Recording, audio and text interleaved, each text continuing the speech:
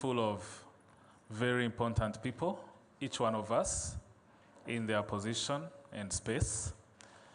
In this room, we have the privilege to have our participants.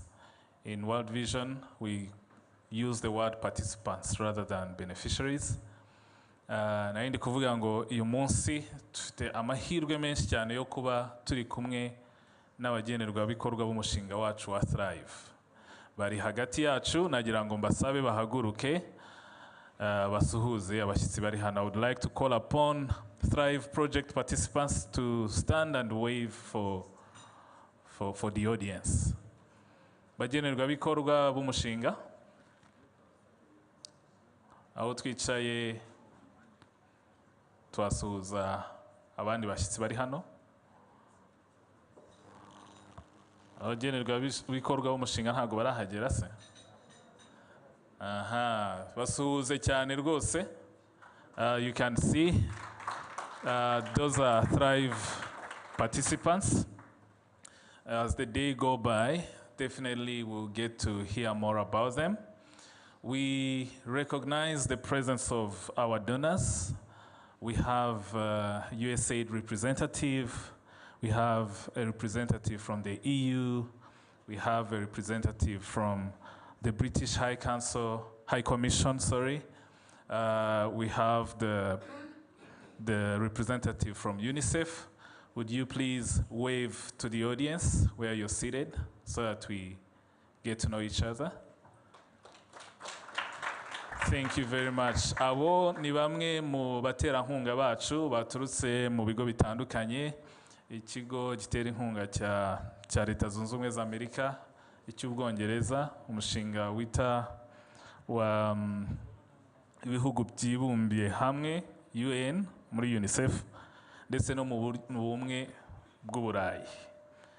Hagati yacu kandi, we recognize the presence of government officials, line ministries that we work with, local government officials that we work with, and also government institutions. In your capacities, kindly wave to the audience, and you're most welcome. Abo ni abayobozi bacu batandukanye mu nzego za leta, haba ari kuri ministeri, mu bigo bishamikiye kuri za ministeri, ndetse no mu nzego z'ibanze abaturutse mu turere dutandukanye, nabo turabakiriye. In our midst again, we have like-minded organizations and CSOs. So in that category, if you're from different NGOs, INGOs, local NGOs, except for our partners, implementing partners, kindly wave to the audience and we welcome you. Abo na abashyitsi baturutse mu bigo dukorana, navuga ngo duhuje umugambi n'intego, rero nabo turabakiriye neza. Muri uyu mwanya munyemerere nakire abandi baturutse mu miryango dukorana, implementing partners. If you're representing a partner that works with World Vision, kindly wave to the audience and we welcome you.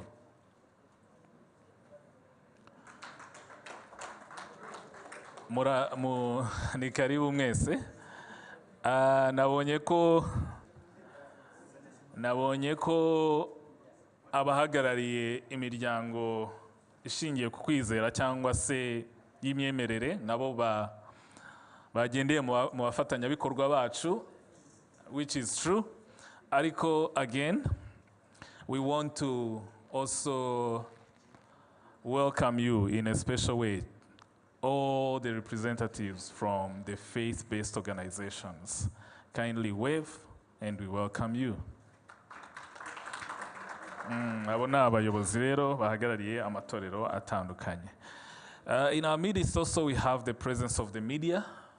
So if you are representing a media house, kindly wave and we welcome you to this event. Do we have media practitioners in the house? Yes, I can see them some are on duty already. Abo ni abanyamakuru n'abandi bafasha mu by'itangazamakuru bari hagati yacu. Hanyuma rero nanone hagati yacu harimo abakozi bakorera umuryango wa World Vision na Vision Fund. If you are a staff member for World Vision, kindly wave for the audience.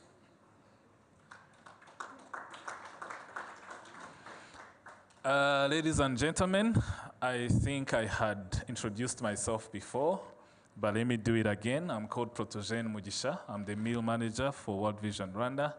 I'm going to be the facilitator, MC of today's event. Feel free, feel at home. It is our pleasure to host you. Thrive, which is transforming households' resilience in vulnerable environments 2030, is a second phase or a follow-up to another phase 1 that we implemented in 5 districts. Thrive 2030 is coming back bigger and better. We will hear more in the presentations that will take place here, but I say that we are coming back bigger and better because we are scaling up, moving from 5 districts to 14 districts. Rero ibiganiro turi bugire hano ni ibijyanye n'umushinga wa Thrive witwa Thrive 2030 uje wubakira ku gice cya mbere cyatangiye ndetse kinarangizwa mu mwaka ushize. Nari ndi kuvuga ngo Thrive irakomeje kandi ikomeje irushaho kuba nziza ndetse no kuba nini. Igice cya mbere cy'umushinga wa Thrive cyakoreye mu turere 5, ubu ngubu turi kujya mu turere 14. Rero ibi mvuga ni inkuru nyayo, ndetse as the day goes by, ubwo umunsi uza kugenda ukura, turaza kumva ubuhamya bw'abagenerwabikorwa n'abandi bafatanyabikorwa haba ari mu turere ndetse no ku rwego rw'igihugu. I was saying that to understand that Thrive is coming back bigger and better, we are going to hear from live testimonies from the project participants themselves, our partners at the local level, even at national level. So without taking so much of the time, I would like to call upon Emmanuel to come and give us the objectives of this event. Emmanuel, if you're ready, you can proceed to the front. And once you're done giving the objectives of the event, you will call our national director for our opening remarks. Thank you very much. Let's give a round of applause to Emmanuel as he comes forward. Thank you very much. Good morning. Yes, as Proto has said, I'm called Emmanuel Nyongira. I serve as Senior Operations Manager for World Vision Rwanda. And I take this opportunity as well to also welcome you in this room as we launch Thrive 2030. KISS is trying to project what I'm going to present to you, and it's all about the objectives of why we are in this room today.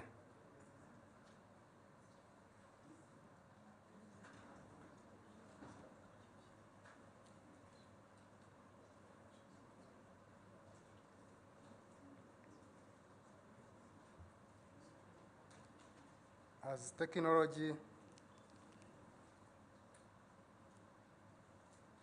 I can still use what I have.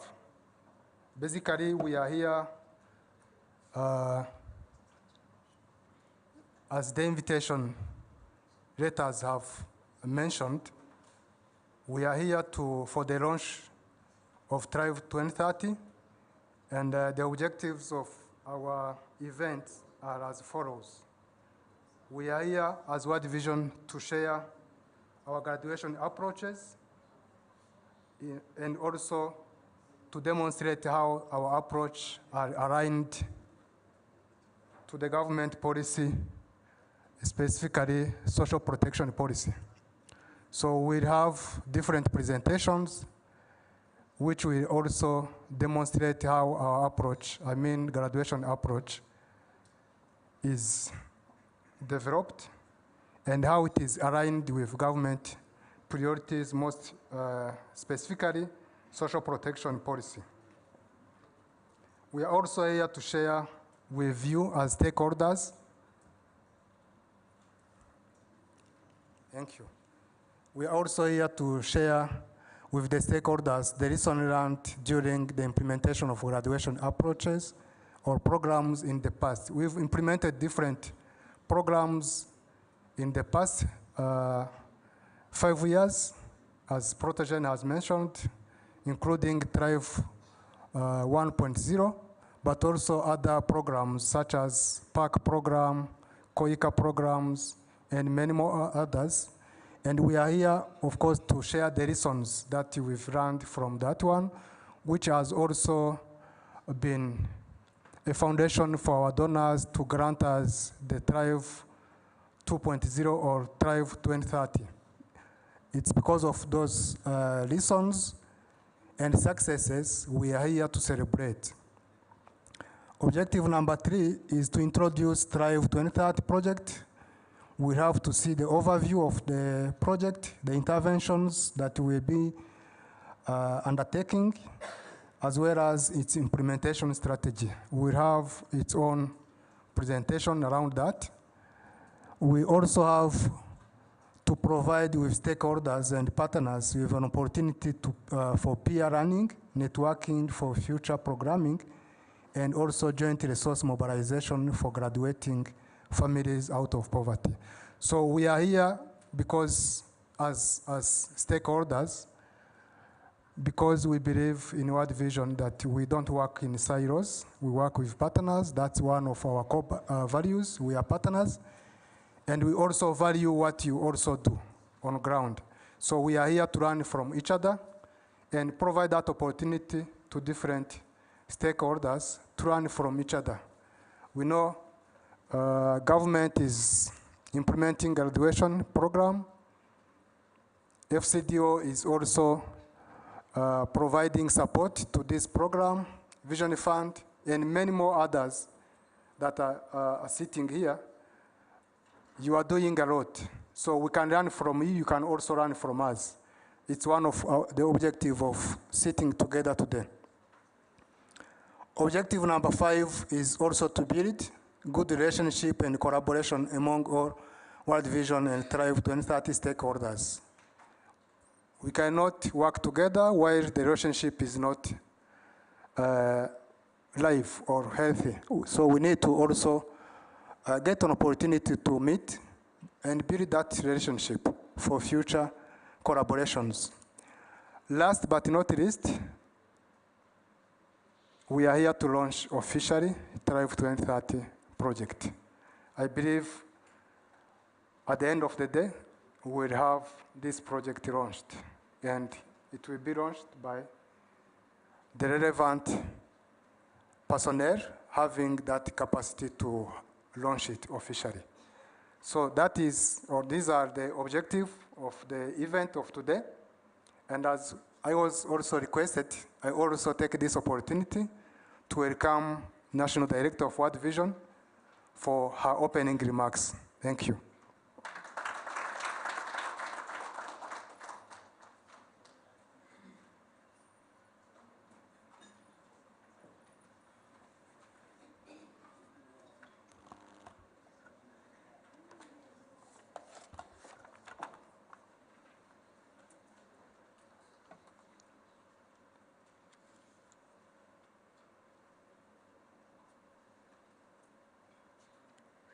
Government officials present here today, Minalok, vice mayors, LODA, development partners, implementing partners,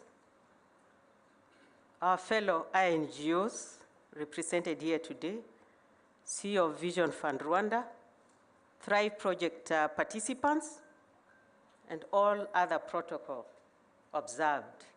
Muraho neza. Yeah, it's my great honor to welcome you all to the launch of the World Vision Rwanda graduation program that is in partnership with the Ministry of Local Government. And today marks a significant milestone in our shared vision to transform lives. That means enabling households, communities to build resilience, sustainable livelihoods that enhance the well-being of children across Rwanda. Like my previous colleagues mentioned, since inception, the Resilience and Livelihood Program for World Vision has been central to our efforts in the pursuit to alleviate poverty and improve the well-being of children. With the launch of this new phase, we embark on a new chapter, building on the remarkable success for the previous phases while expanding our reach and ambition. I'll just explain a little bit what I mean by ambition.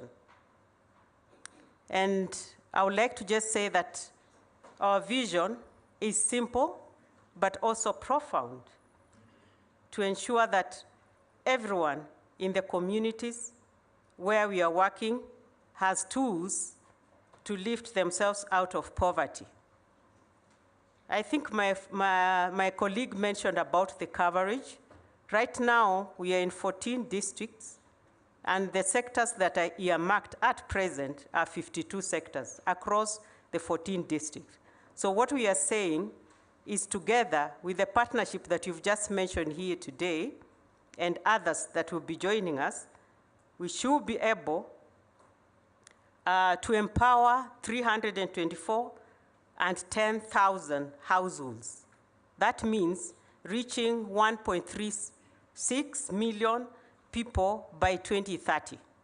Isn't that an ambitious goal? It's possible.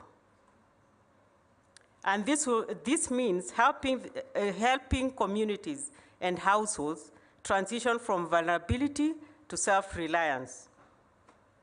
The graduation program stands as a testament to the power of partnership.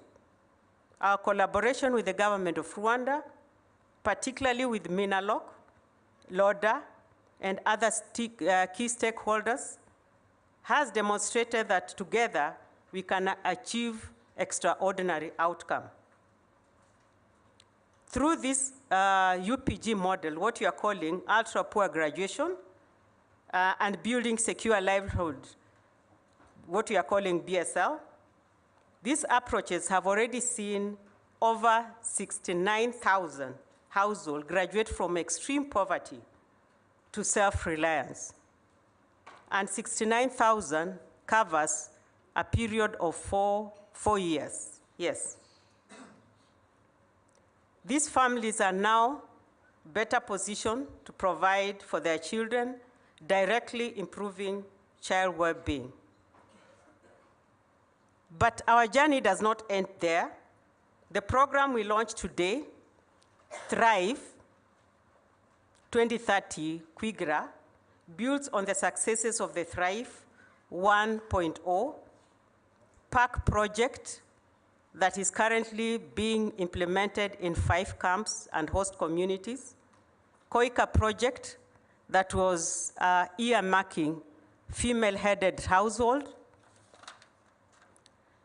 And this has been done through embracing holistic approach.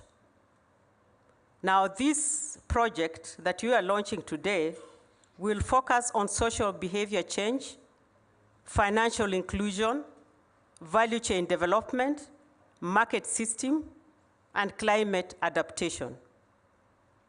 By integrating proven models, such as the Empowered Worldview, Saving for Transformation, what we are calling S4T, and inclusive market system, we ensure that communities not only survive, but truly thrive.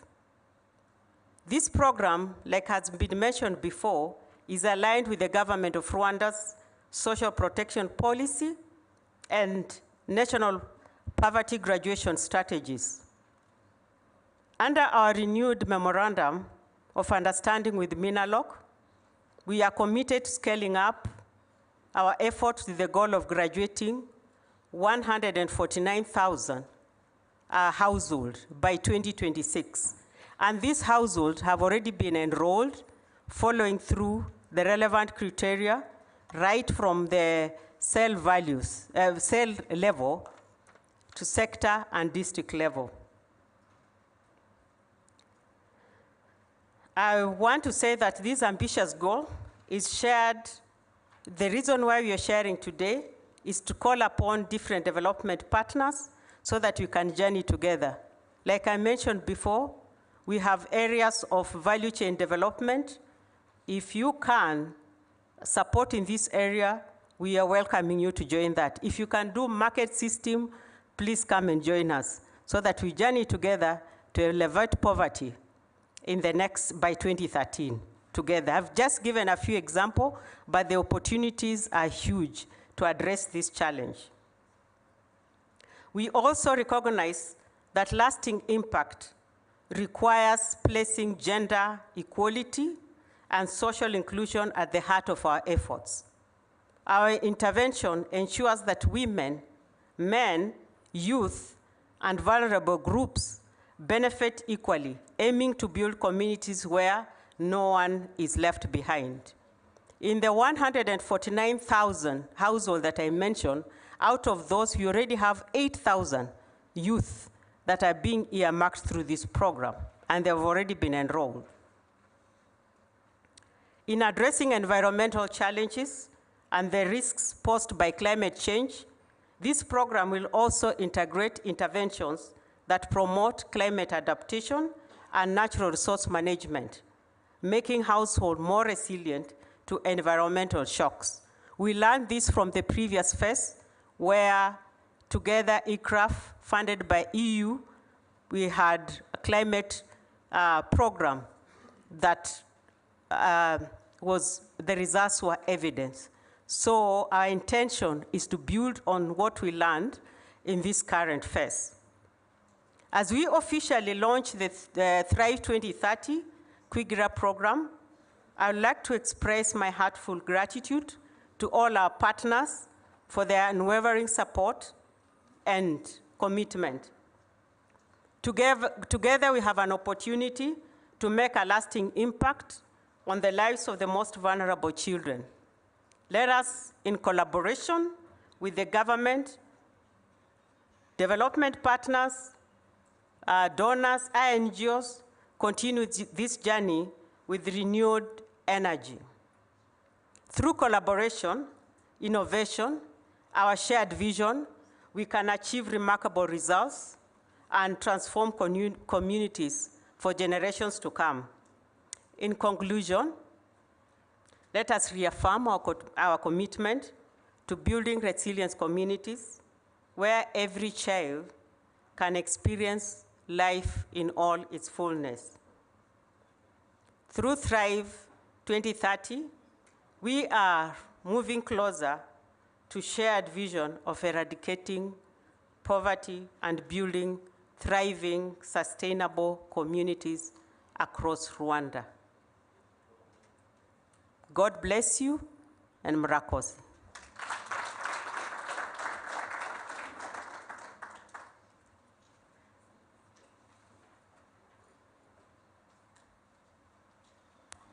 Thank you very much, Madame Pauline,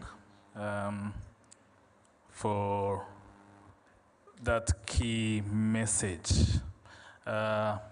With your permission, that is the permission of the English speakers, allow me to translate in the local language in a few minutes, covering those two presenters.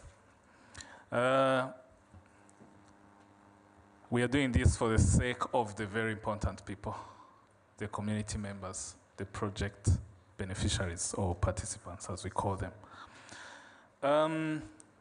Mu magambo ahinnye nagira ngo mbamenyeshe nk'uko twamaze kubigezwaho na Emmanuel Niyongira, intego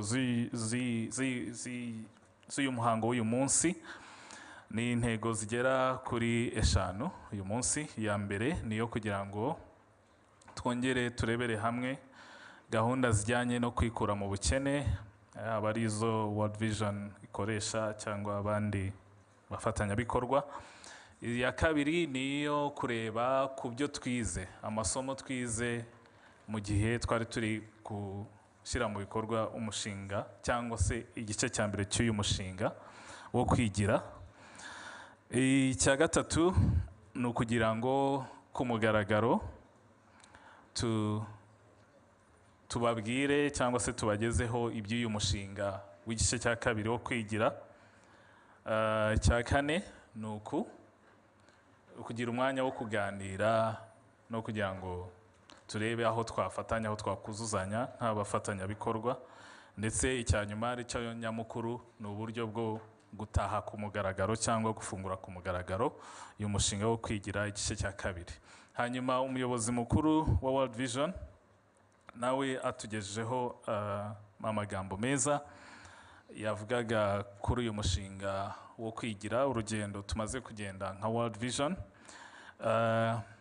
Yavuze ko uyu ni umushinga wubakira ku masomo twigiye ku gice cya mbere cy'umushinga wo kwigira.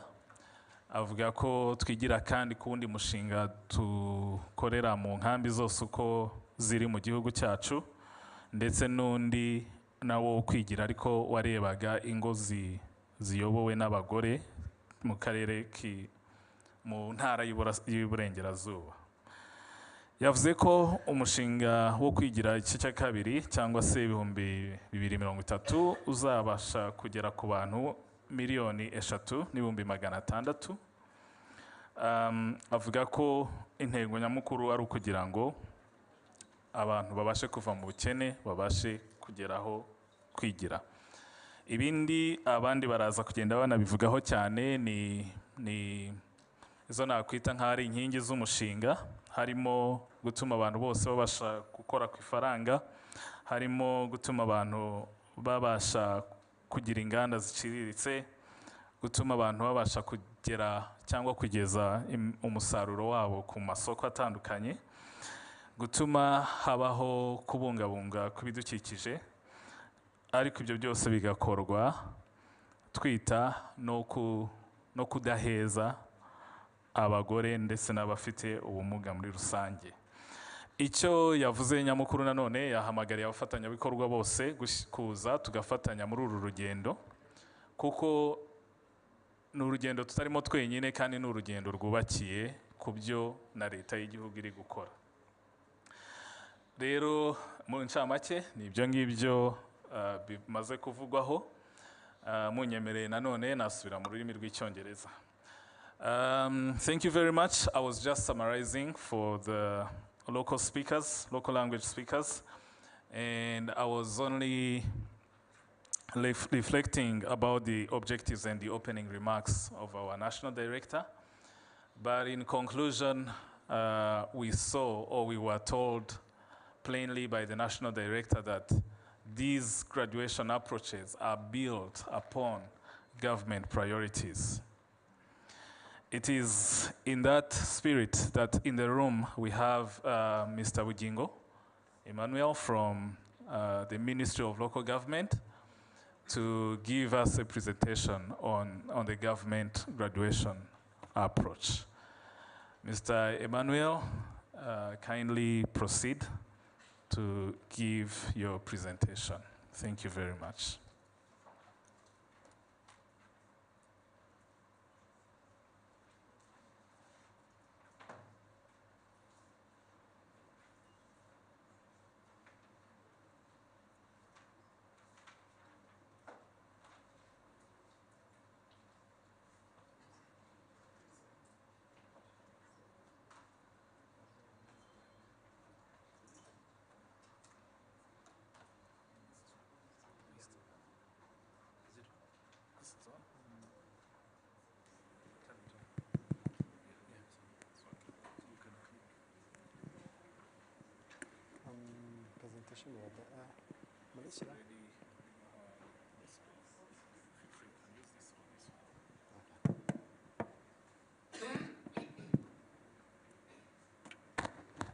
Yeah, good morning, all. Yes, my name is Abichingo Emmanuel. I work with the Ministry of Local Government. I'm going to present to you all our graduation strategy. It's our national strategy that was adopted by Cabinet in 2020. So we are in the implementation phase of this strategy. So I'm going to present to you how far we have gone implementing this strategy. Next.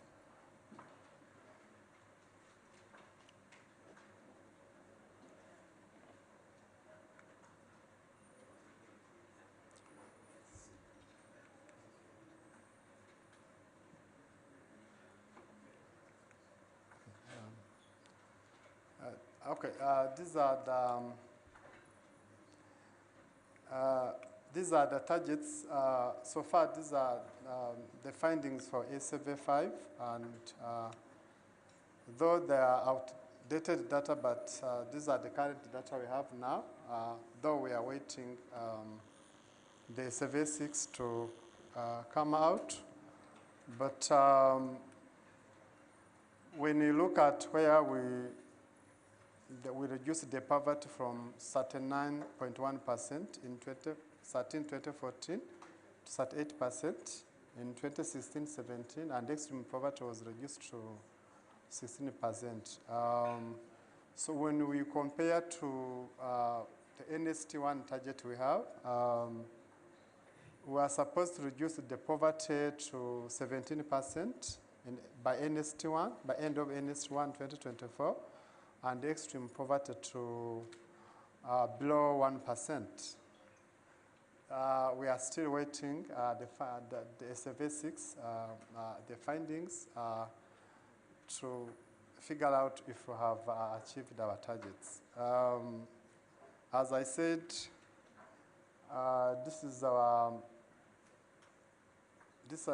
that's how the government of Uganda, with support of the strategies and the policies we already adopted, that helped us to reduce the poverty and extreme poverty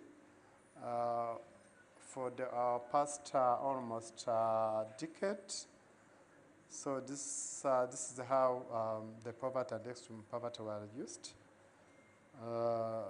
Next. In our national strategy for graduation, we have 7 pillars. So I'm going to go through all the 7 pillars. The first pillar is all about the income transfer to our graduation clients. And then the intervention is providing the safety nets to our graduation clients. And then when you provide safety nets, that's we're also providing the foundation for, also providing support to graduation clients so that they can survive or they can graduate out of poverty. Our next pillar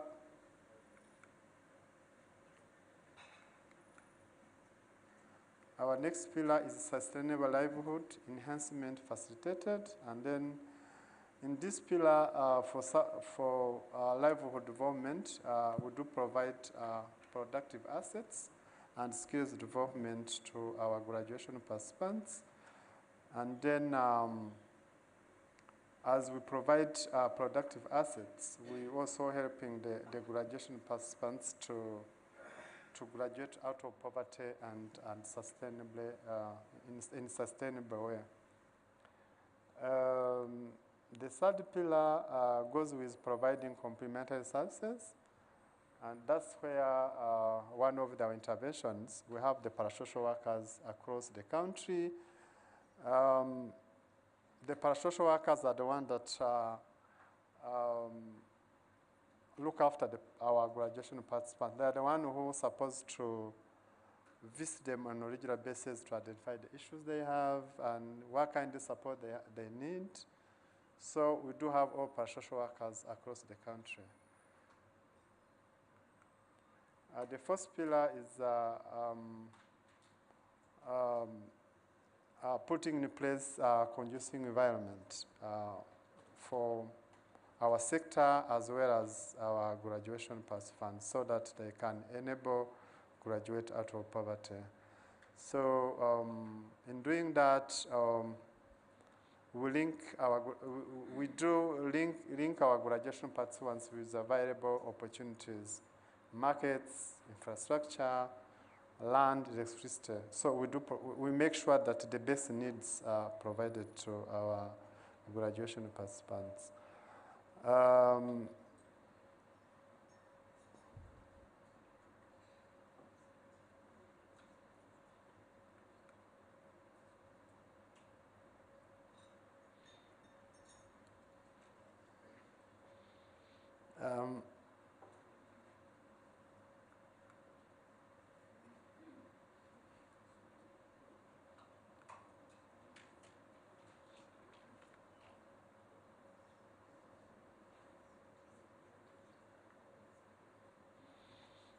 So our fifth pillar,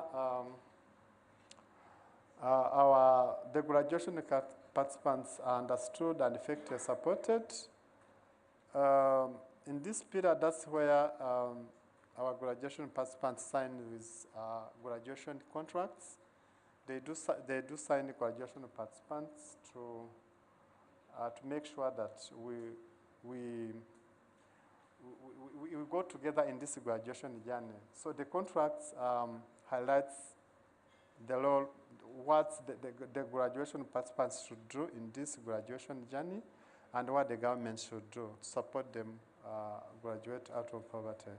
So in this intervention, we have the parasocial, as I said, we have the sector and the sales staff that normally supports our graduation and also offer them or support or provide the safety nets and make sure that the safety nets are provided on time and also to make sure that the issue they have are catered for on time. So our sixth pillar is our graduation agenda is also aligned with our existing policies and institutional arrangements to make sure that,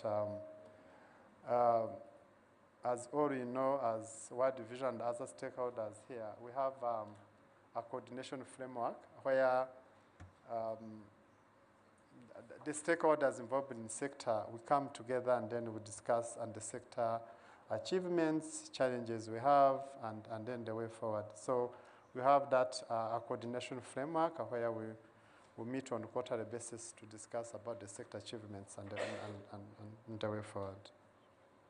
And the last one is on M&E and lesson learning and adaptive management. So we have in place our social protection systems, the way we monitor our social protection program, the sector, and also we have also established our social registry system that will support us in targeting our beneficiaries. As currently, for stakeholders who are involved in the sector, if we do want to support the beneficiaries or the graduation participants who are in the sector, for anyone, we need to use our graduation participant we have on our system. So now, if we want to target, for instance, if World Vision want to support, I know they are in the graduation agenda, but if they want to support the graduation participant, we are supposed to use our social registry. So that's where we have all the graduation, the participants are the one we are targeting. So I'm going to show it where we are now. So far, the one we are currently targeting in this financial year.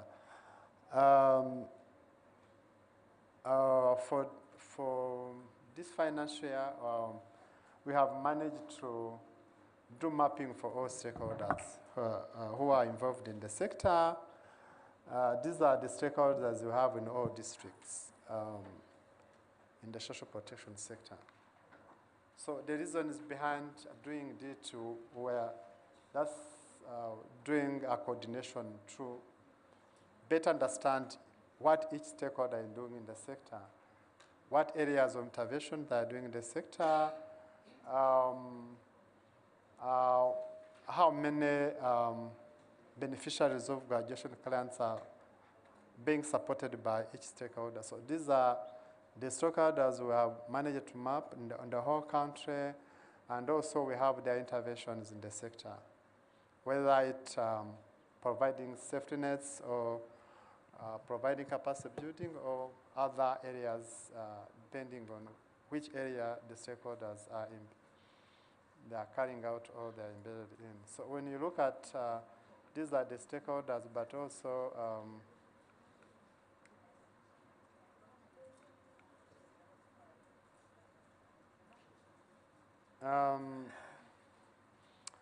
these are the targeted graduation participants in this financial year. These are the figures we have extracted from our graduation registry. Sorry, our social registry systems. So in each district we have the graduation clients we are targeting in each district. So these are the numbers of the poor household we have. Currently, these are 975,680. But due to inadequate budget, currently in this financial year, we are targeting that number, 31,000. 315,327 households. These are the numbers we are targeting currently and in this year, but also for the period of 3 years, the one we are targeting for graduation. But this, they are the figures depends on the overall budget together with our stakeholders. But as time goes on and we get more budget, we would scale up to other eligible beneficiaries.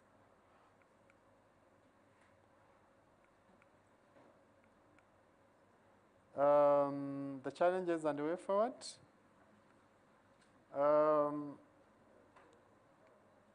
We still have an issue of the lack of digitalized graduation monitoring tool. But as I said, we are finalizing the development of MIS, our social registry systems. So once it's done, then within the system, we would be having the monitoring tool for all graduation participants in all districts.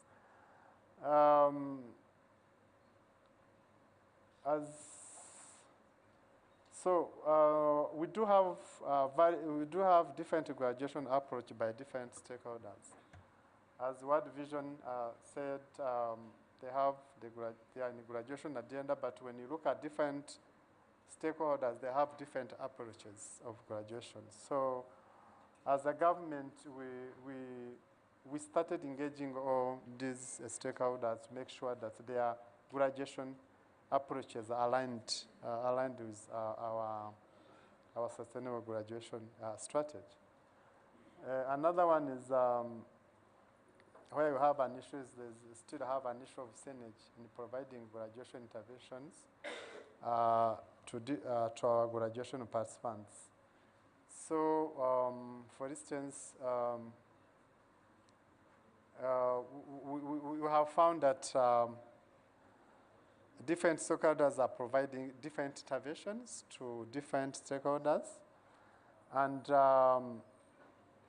that's where we found that there's overlap and duplication in providing the intervention to different our graduation stakeholders. So as as I said, that's one of the reasons we conducted a mapping of all stakeholders to understand where the areas of interventions, the graduation participants they are currently supporting, to make sure that we avoid overlap and duplications by different stakeholders. But also we do have a coordination framework at the sector level and even at the district. Do we have, at the district we have a graduation steering committee and the sector and even at the central level. So we'll make sure that we enhance all those framework to make sure that whatever each stakeholder is doing is well understood by everyone and make sure that there is no overlap and duplication by different stakeholders.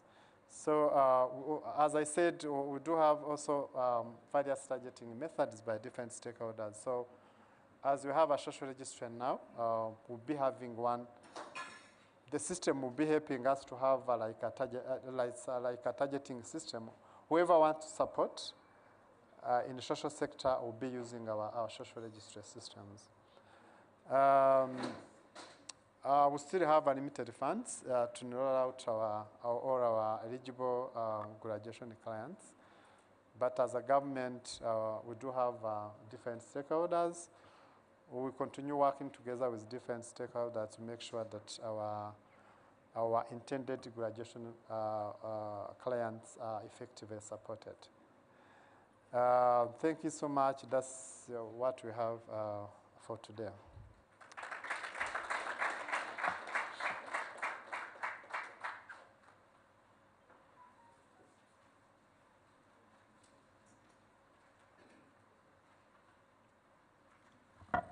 Thank you very much, Mr. Bujingo from Minaloc. Indeed, we can see the alignment and integration, and that's what we are going to see clearly in the coming presentations that are going to come. I believe as Emmanuel was presenting, some questions might have come up in our minds. You are going to bear with me, and then we keep these questions to ourselves. If we can note them down, we will have an extended time to ask all the questions and contributions when all the presentations have been given. This is in order for us to have like a comprehensive understanding of these graduation approaches after we have seen what the World Vision Rwanda graduation strategy is and what the Thrive 2030 is. Navugaga ngo nashimiraga Emmanuel Bujingo waturutse muri Minaloc kubwo ikiganiro cyiza tugejejeho, yatweretse inkingi zirindwi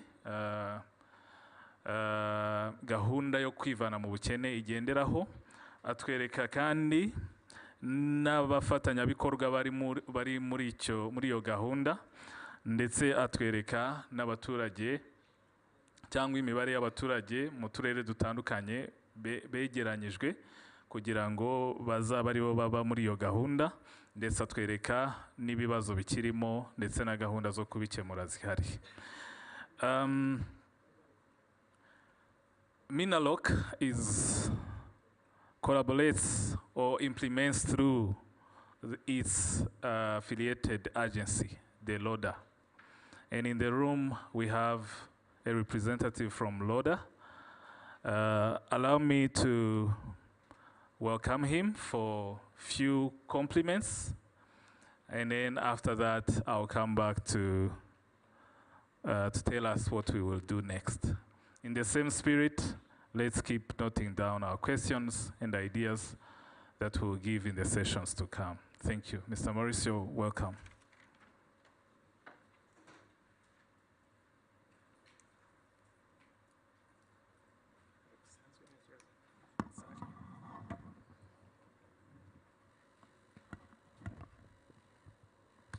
Dear Country Director, World Vision Rwanda, distinguished partners, participants here present,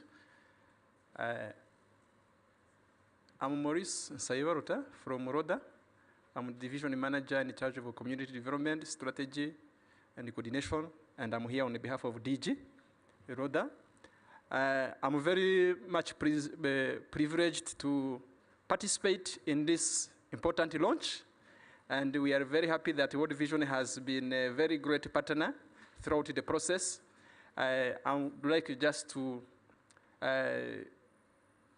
dive in on some elements, especially departing from the graduation strategy that was adopted in 2022.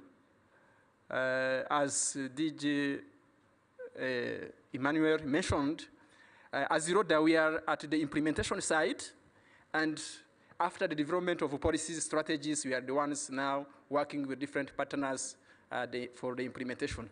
And I'm very happy to address the right audience here, that we are good partners, either from the development partners, the NGOs, civil society here present, even the participants, the local governments. I can see many of them here. I just wanted to just add that in addition to all that we have, the strategies, the implementation tools, now what are we doing? What should we be doing? Last time when we had the conference with the development partners, civil society, we discussed a number of things so that we can harmonize the implementation frameworks we have to ensure the rational targeting. So I would like just to share the like 4 principles that we need each partner to bear in mind when at the grassroots level, when either designing our projects, when either implementing and working with other stakeholders or the participants in the graduation framework, or what we call beneficiaries, but they are the participants, and they are also contributing to their own development, their own graduation out of poverty. Number 1, as shared, we have invested a lot in terms of eradicating poverty. We have seen the figures. We moved very far, but currently we are still having those households, 16% of the households that are in extreme poverty. Within the interventions we have been having throughout the process, the question was, how many households have you graduated out of poverty, despite all the stakeholders, the investments, and so on? Then we would wait for the survey by the National Institute for Statistics, so to measure where we started from, counting the number of households we had, and the current situation. Currently, with this strategy for sustainable graduation out of poverty, there is a shift in identification of the households. The households, you know, this is Maurice's household, this is Emmanuel's household. It is in poverty because of reasons A, B, C, D, by profiling the welfare of the household. Then we say, now as partners or stakeholders, now we are going to target this household. Here I'm meaning the rational targeting. So not in a vacuum, but a specific household, we know it. That's why after the development of this digital tool, the social registry, at least from different variables, we have the 36 variables in the social registry that at the end, they give us the weight of a given weight of score of a household vis-a-vis the livelihood of the household, the potential indicators that determine the economic, socio-economic status of the household. Then we say, these are the 16 households. They are known by names, by locations from the system, then they are localized at the village level. So the request is this. We want all the partners to work with, as mentioned, with the local government officials. We know the individuals, the households. Then we say, this is the household. We should start with, from the beginning up to the end, then we don't limit ourselves to investing or providing intervention, but also monitoring that change. In addition to that, we have established the proximity advisory services through the parasocial workers, and currently we are developing the digital tool that will be helping us to collect continuous data on any change that is happening to these households. So that's why if you heard that we are somehow revamping the operationalization of the parasocial workers, enrolling the people who can even handle the digital systems, and the system is under development. So we also have those poor household, 38.2%. So the principle is, let's start with those identified, known households. Then at the end of the day, we return at least this percentage has moved out of poverty. That is the request number one. So we are bringing on table for every partner to consider. So from there will be no doubt that at the end of the day, we return, these are the people who have graduated out of poverty.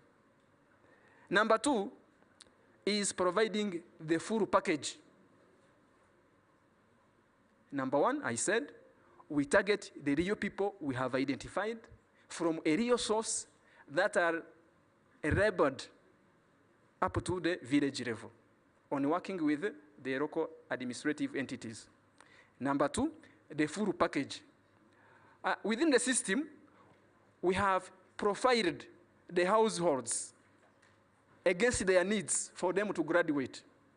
So we are requested to respond to the critical needs of a given household for them to graduate. You will find somebody, a household is poor not only because they don't have, for example, land, but maybe because they miss capacity to practice modern agriculture or productive agriculture. So the intervention to be directed to that specific household is different from the other intervention that will be maybe designed for somebody without any land. You will find a household has difficulties to graduate out of poverty. In other words, it is poor, but they have a youth, maybe, who are in need of hands-on skills, some capacities, like the trainings, like startup toolkits, then at the end of the day, make a livelihood of the entire household. So the package, we should look into the real package that is relevant for the household. Then, number three is, of course, we have different partners, but the interventions vary from one to another. They are not the same. Yet, at a household level, they have, for example, different needs. But you might be there having a full package. That is very wonderful. From there, any targeted households, they are fully covered. But we have also instances where a given civil society organization, NGO, has only a given intervention. While, when we look in a holistic manner, to graduate does not only mean provision of maybe direct support or cash transfer. It is a holistic package throughout the pillars. You saw how we talk about the safety nets, livelihoods, financial literacy, assets, mindset change, and so on.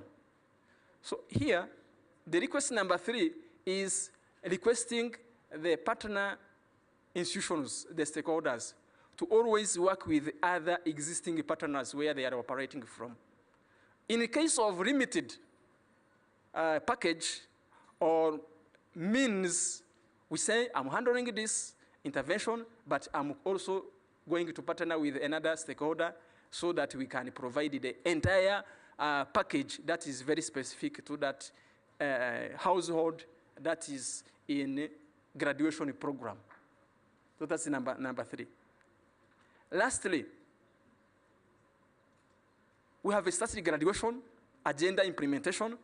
We should be knowing the starting point in working with the households under graduation and the end point, so that from this interval, we can strictly monitor any changes, either changes in terms of increment or improvement of livelihoods, or any other change may be resulting from any shock, so that we can be also responding to that.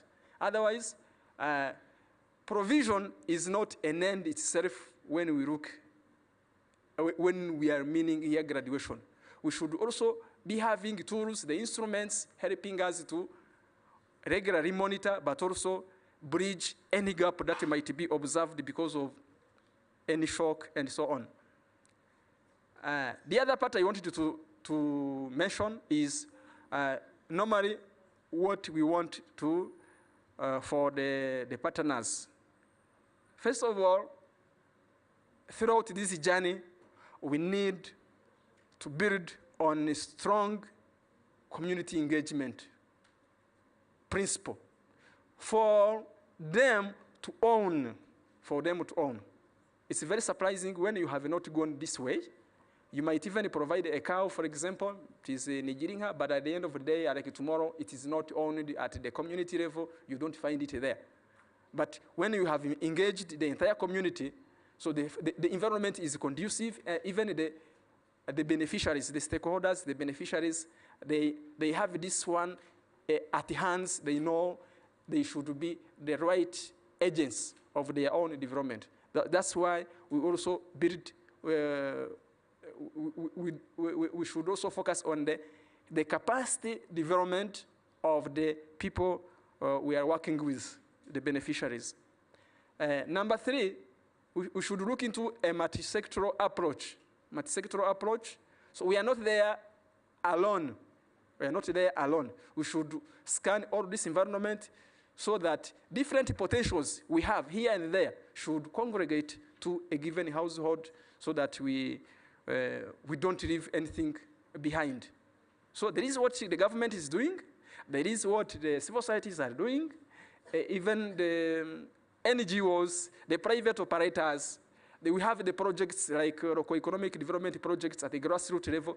We should also scan all this environment. I think there is no need, for example, providing somebody the unconditional cash transfer when this person is able to work when there is an opportunity for employment around. So the better way would be now, how could we now take these people under graduation program, then we connect them to existing opportunities in their community, so that they become job creators, not only relying on the provision of aid. So that one is more sustainable. So we should also look into the financial literacy,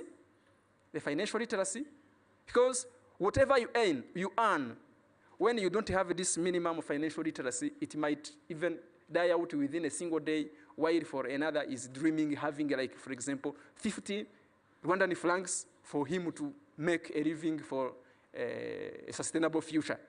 So we should also look into that. I talked about the monitoring systems. So we are requesting, even in the last session we had, the conference, we say, we agreed. We are lucky that even the World Vision, we were together with them, that we should be conducting the stakeholders, civil society engagement sessions from the starting phase. Then at the end of a given term, the cycle, we come together, we say, okay, we have had the government, the strategy for graduation. We have owned it, and we are implementing. Then we conduct a kind of review. How far have we gone in terms of considering those specific households that are known? Then how much have we graduated? I was very pleased to hear that we have that very ambitious target. So it is something very imperative in this agenda. So those were somehow the compliments from RODA as an institution that is on a regular basis working in the implementation of social protection with other partners. I thank you so much. Thank you.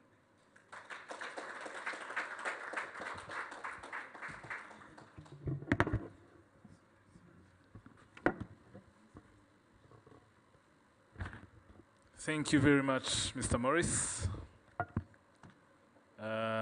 I think things are getting better. The conversation around graduation approaches are sinking in, you know. Myself, I'm taking in a lot of lessons. I believe we are still taking notes, ready to contribute when the session comes.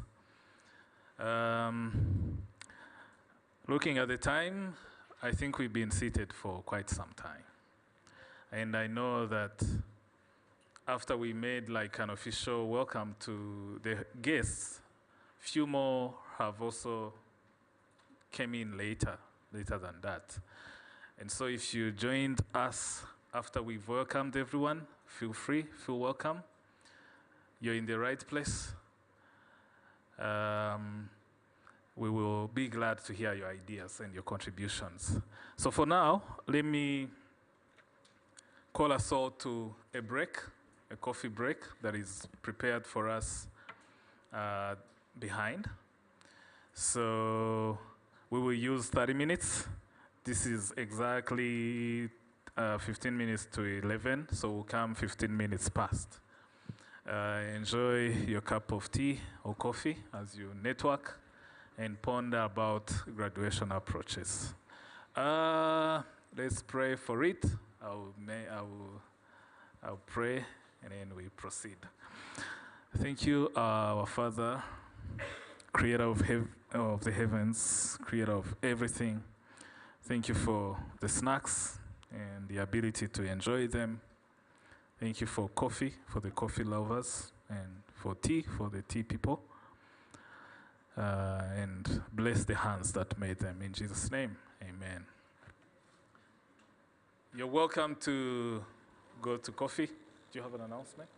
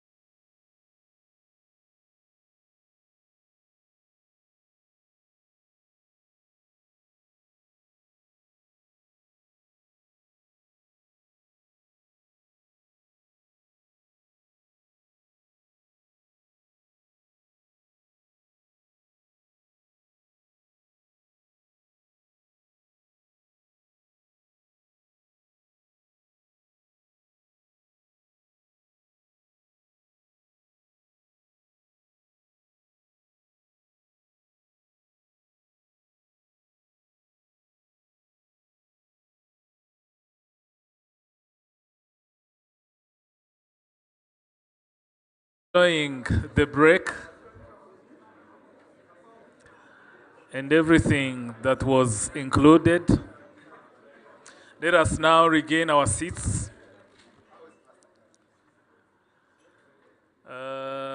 Thank you. Let us regain our seats.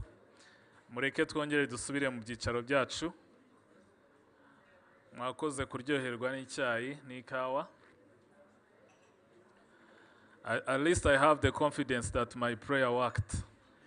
I saw that people enjoyed coffee and tea.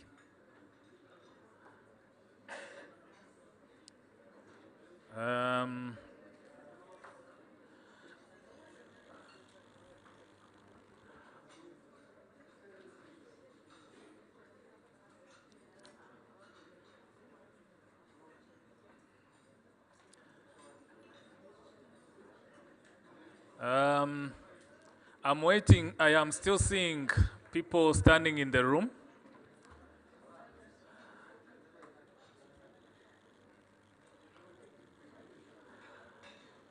Okay, thank you. Let's proceed. At this juncture, let us proceed.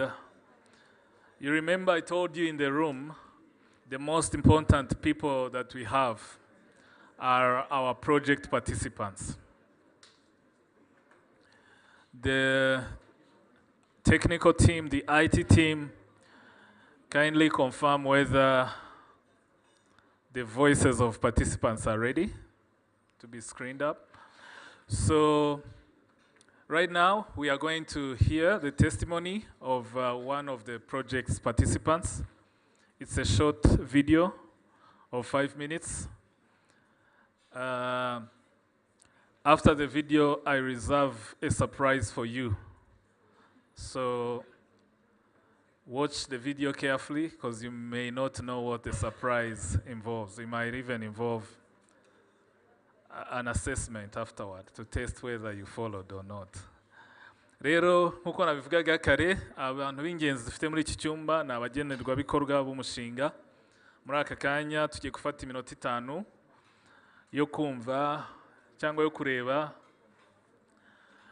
filime ntoya iminota 5. Hanyuma navugaga ko nyuma yaho ndi buze kubatungura.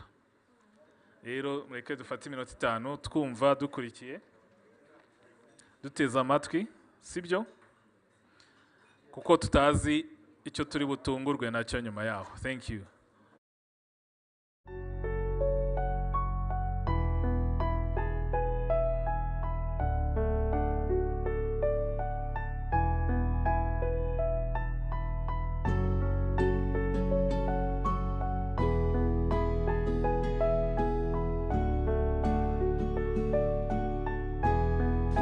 Mbere ubuzima bwanjye bwari bubi pe, bwari bubi cyane, ntabwo nabona uko mbuvuga, wenda urandeba ukomeza ukuntu uko nagize icyo ngeraho, ariko mbere bwari ubuzima bubi, ntagira n'umwenda wo kwambara.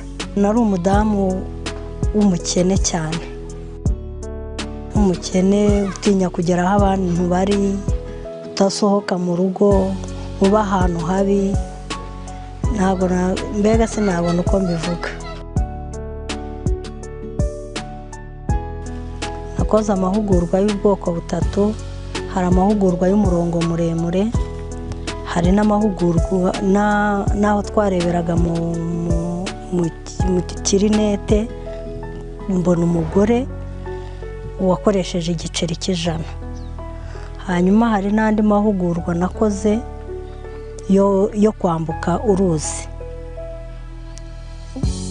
guca mbega kwambuka mu nyanja, umuntu bambutsaga uwabanje kwambuka mbere n'uwagarukaga inyuma akambutsa abandi.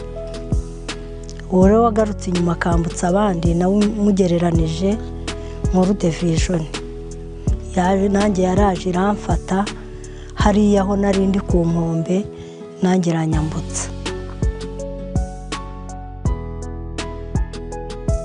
Amafaranga uru division yampaye njye nahise nyashora mu buhinzi, ndetse nguzaho n'andi mu itsinda nongeraho, hanyuma nyashora mu buhinzi nkodesha umurima.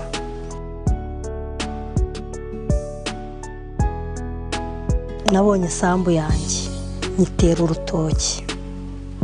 Ikindi nagezeho navuguruye akazu kanjye kari kabi, ari umugina, ntazi no gukurungiramo ngo mpomemo n'amase, shyiramo agasima, urabona ko igiyemo vuba. Aka gasanduka kanjye rero ureba ni banke yo mu rugo. Natangiye kukizigamamo ntarajya no mu matsinda, ari uko mfashe amahugurwa muri World Vision. Twajya guhinga Bubyizi, twaza tugakuraho amafaranga 500 tukayashyiraho. Ubwo tukamenya ngo twazigamye. Ngo turazigama tuzigamamo hano mu itsinda ryacu mu rugo, kugira ngo turebe ko n'ayandi tuzayashobora. Iyo washoboye rino tsinda n'andi matsinda urayashobora. Iyi nzu urayibona ko ari nto, ntabwo ikwiriye umuryango w'abantu 7. Turumva dushaka kuyagura. Ikindi numva nshaka ikiraro cy'inka hano. Ndagishaka, nkaba mfite ikigega cy'amazi giteretse hariya, kuko izi mboga zanjye iyo mba mfite ikigega ntabwo ziba zarumye. Ndateganya no kwigisha abana banjye, ndetse leta nizongere no kubarihirira.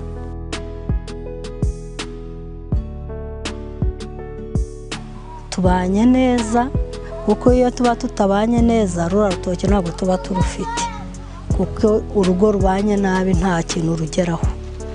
Ruhora mu makimbirane y'ibyabo, ntagire iterambere na rimwe ribageraho, mbega bagahora nta terambere bafite. Ndashima rero umuryango wa World Vision, kuri wambereye inshuti nziza, ntabona uko mvuga. Ikintu cya mbere nyishimira nta mahugurwa yayo yampaye. Nari mfite imyumvire mibi ntumva, ariko amahugurwa yampaye yangiriye umumaro, ni ukuri ndayishimira. Yankuye ahantu habi inshyira heza, mbega yamvanye ibuzimu inshyira ubuntu.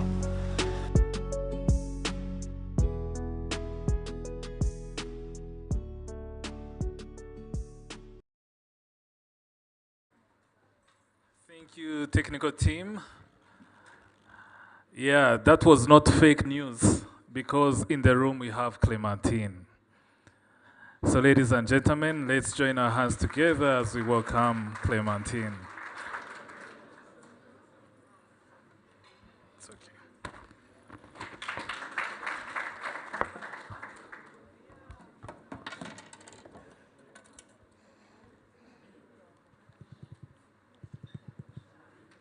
Bravo. Nitwa Clementine Uwineza, uturuka muri Karaste Akagera Gwiza IP, iherereye mu ntara y'Iburasirazuba, akarere ka Kayonza.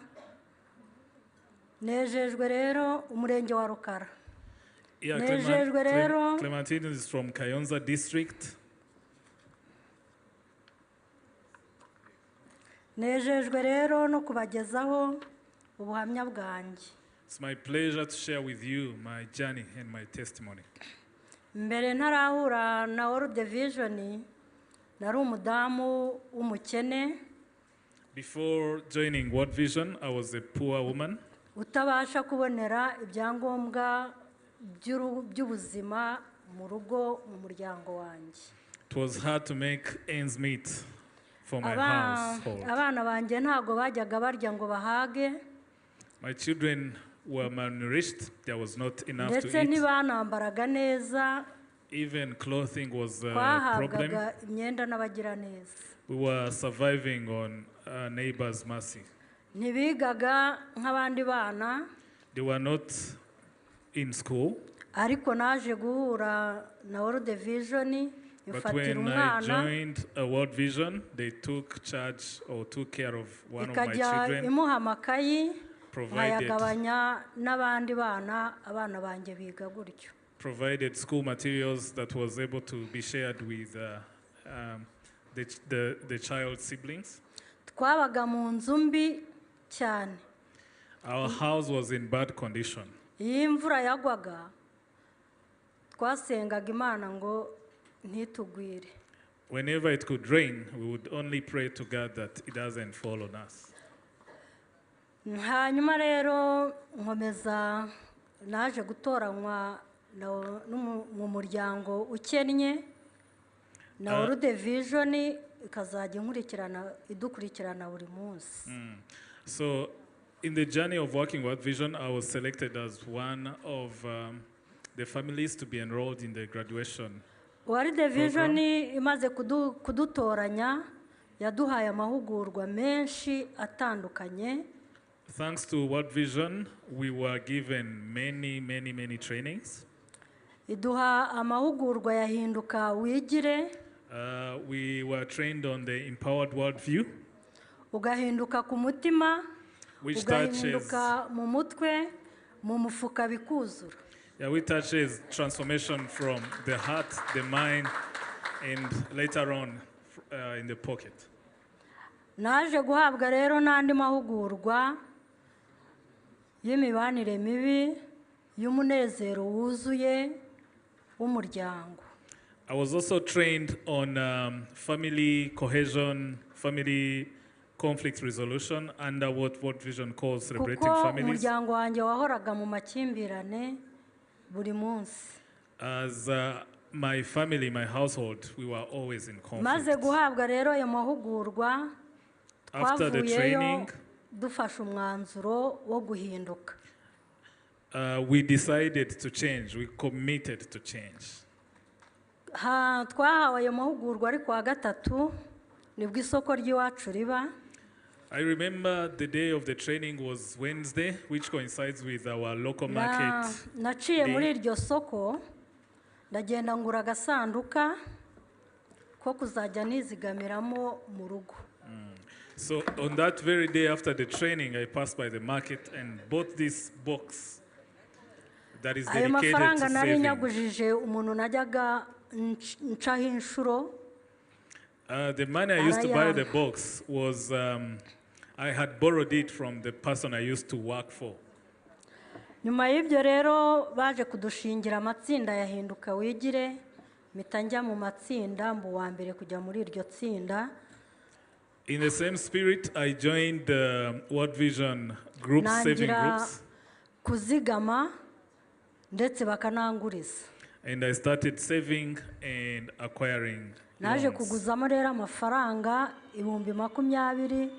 I started with a loan of 20,000 Rwandan francs. Ko twari twarahawe amahugurwa y'umurongo muremure yo gushaka ibisubizo aho utuye, numva ngomba gukodesha umurima nanjye ngahinga.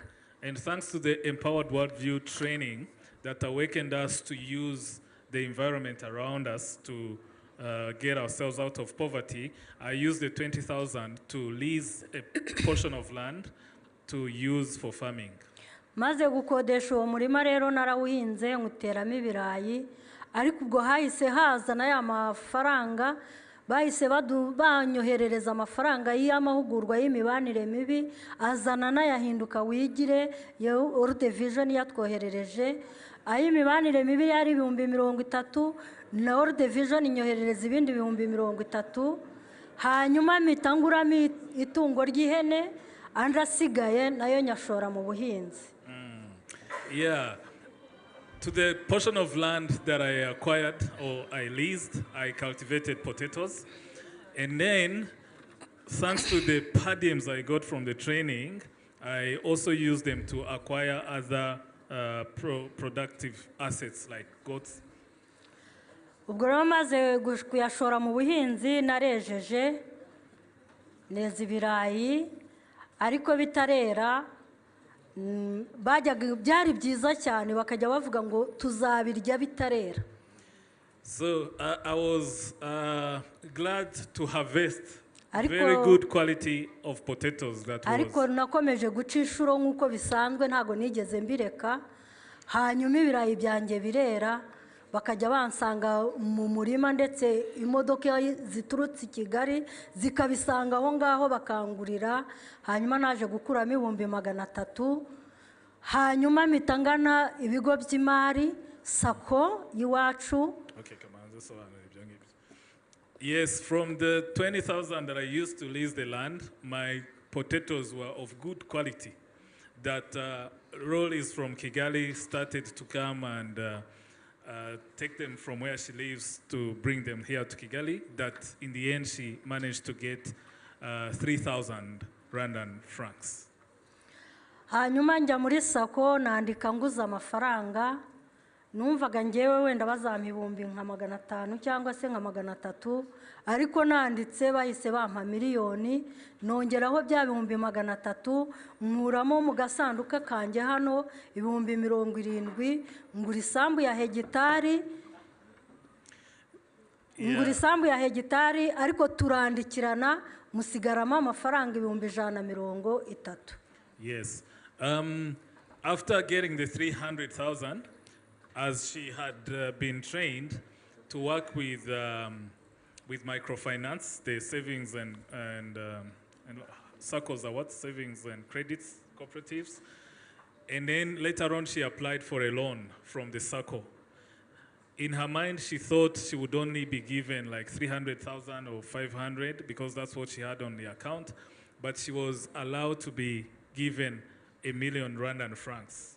So having that 1 million as a loan and the 300 as savings and the 70,000 that was in the box, she now went to buy her own piece of land, 1 hectare of land. Bamaze kunguriza rero ayo mafaranga nguzemo isambu, nakomeje guhinga n'ubundi nkodesha, hanyuma naje gusarura nanone ibigori n'ibishyimbo, nishyura ya mafaranga 130 nari nsigayemo, isambu yanjye mba ndayegukanye, tunakorana metasiyo, mfata icyangombwa cyanjye cya burundu. Yes, interesting. I had missed one part.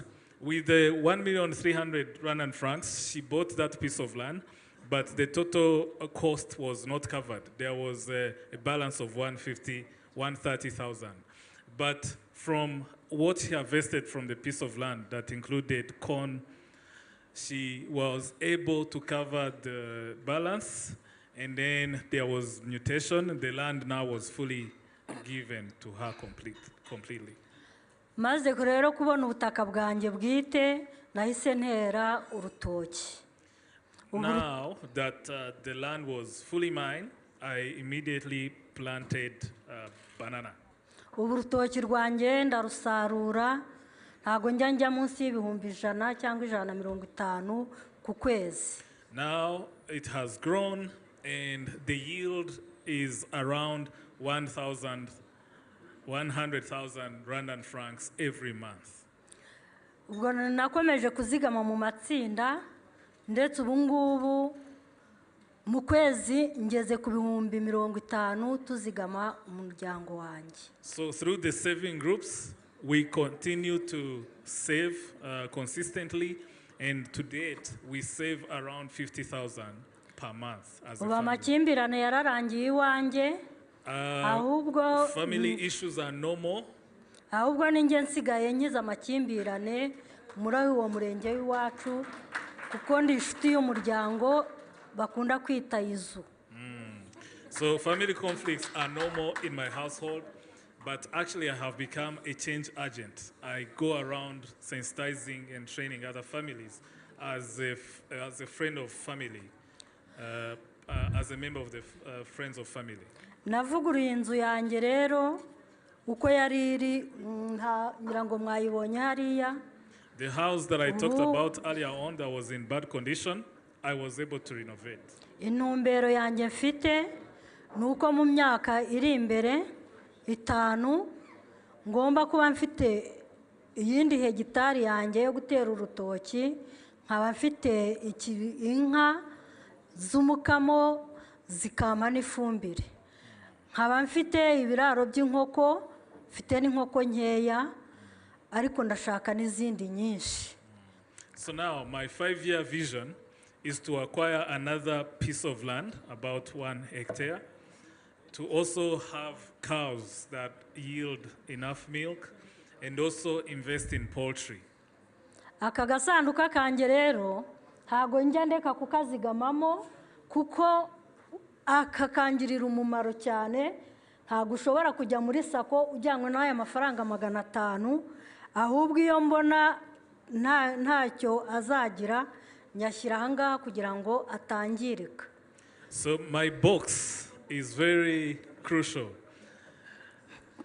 It helps me to keep the money as little as it can be, even coins. Abantu bakunda kugishyira hariya abana bakabyangiza ngo amabiswi, ariko ngewe ifaranga ryanjye ntago rijya ripfa ubusa ndishyiraho ko nayo ni amafaranga agomba ni amafaranga azanyungukira ubutaha. So my box is very crucial because it helps me to take care of every penny. I do not misuse my coins. My small notes of 500, I keep them in here because the value of money increases with time. Sinarangiza rero ntashimiye umuryango wa World Vision. To conclude, I would like to thank World Vision. Ni ukuri wangiriye akamaro kubw'amahugurwa yampaye. Amahugurwa bampaye yangiriye umumaro kuruta amafaranga nafashe. I'm so grateful for World Vision, mainly because of the trainings I was given. Because through the trainings, actually the trainings have benefited me more than the money that I saved from World Vision. Ni ukuri nababwira ngo ibi bintu bigere hose, abari bameze nkanjye nabo bose bahinduke, Imana ibahe umugisha. Murakoze. So her last goal is that these programs reach to everybody so that most women, most citizens are transformed. Thank you very much. Thank you. Murakoze. Was the surprise nice? Yeah. It's good. It's good to hear real life and life testimonies.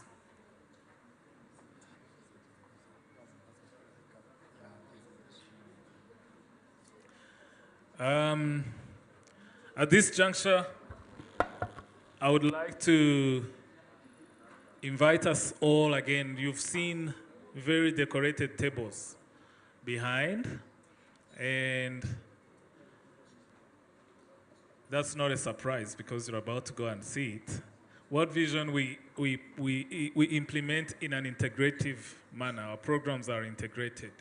So at the back of this room, you'll find 3 different tables. One table, you will hear more about our programs in livelihoods and resilience, in which Thrive is found. In addition to that, you'll find a table where you understand more of our work on or in education and child protection. And the third table, you will hear more about our work in health and WASH. So let's take these 20 minutes. But before we proceed, we are receiving our guest of honor. So maybe let's kindly stand as we welcome our guest of honor.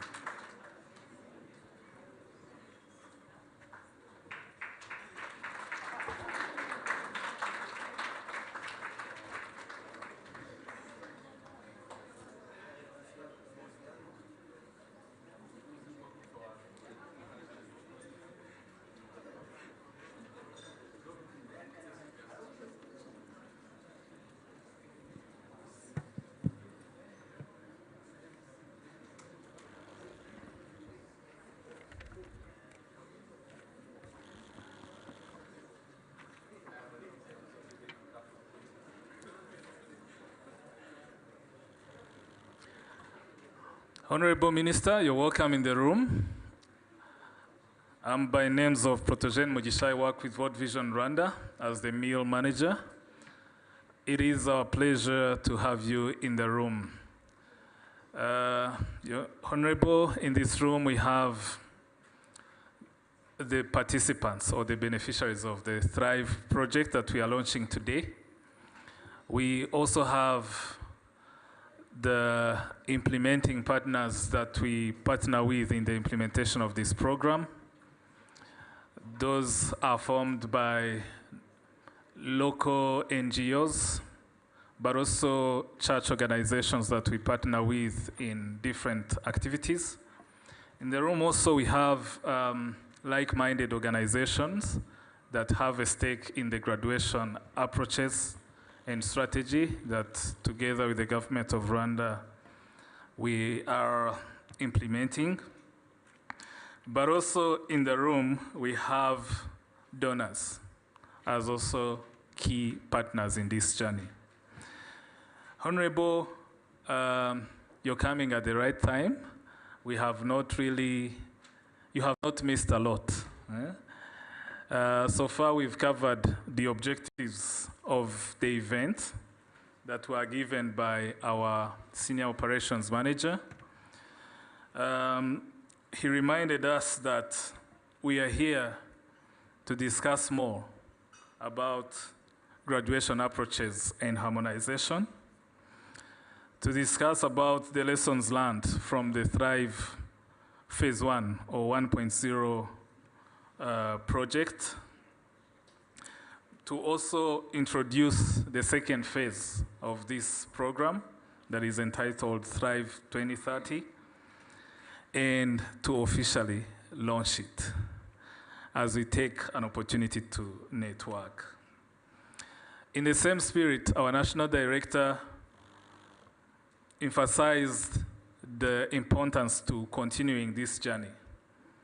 She spoke about the objective of this Thrive 2030 project, which is to reach about 3,300,000 Rwandan citizens until 2030. She emphasized that World Vision, together with other partners, are learning from various programs.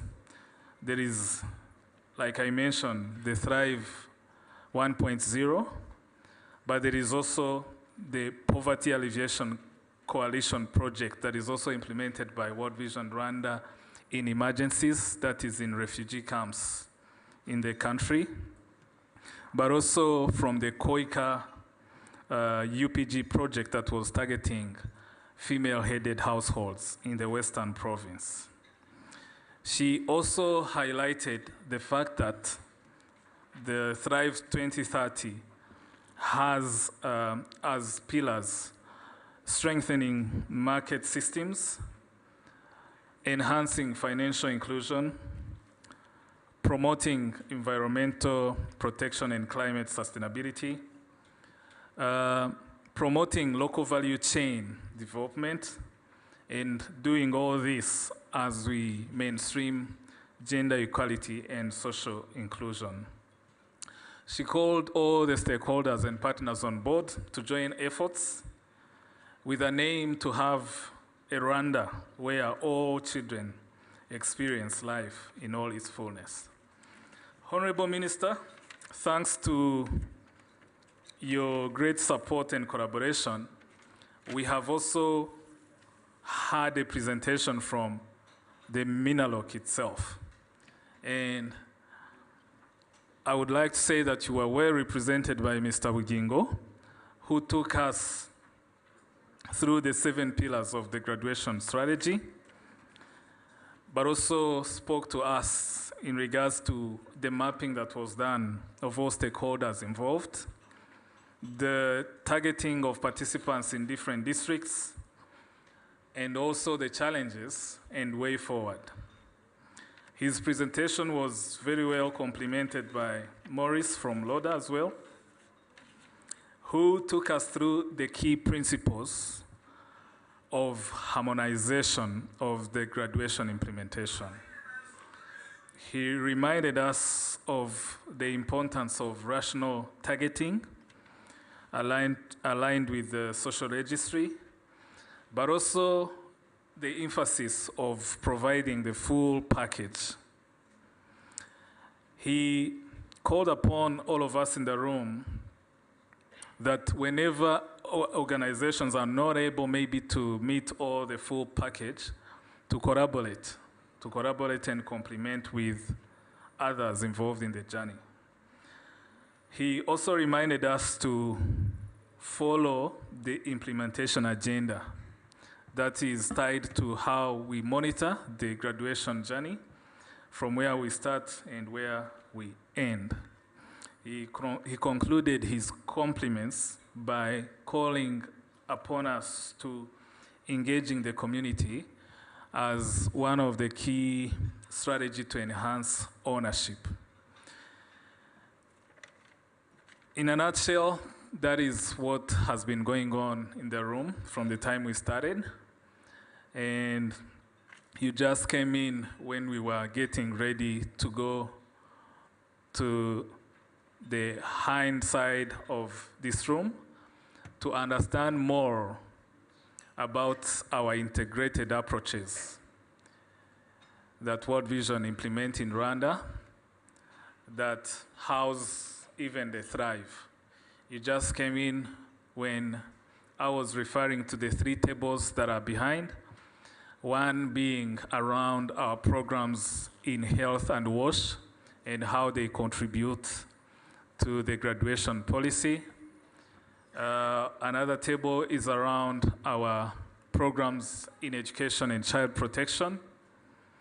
And lastly, but not least, our programs in livelihoods and resilience.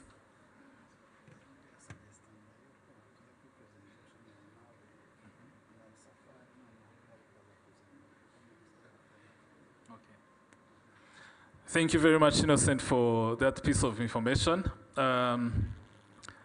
Honorable Minister, we will actually proceed with where we had reached at. I remember I had said that we had a presentation from the Minaloc and Loda on the graduation strategy. We would like to immediately carry on with the lessons learned from the World Vision graduation policy. And then when we are done, we will have a time to go for the gallery work. So at this juncture, allow me to call upon Aimable, who is our Global Livelihood Programming Senior Advisor, to come and give his presentation. Thank you.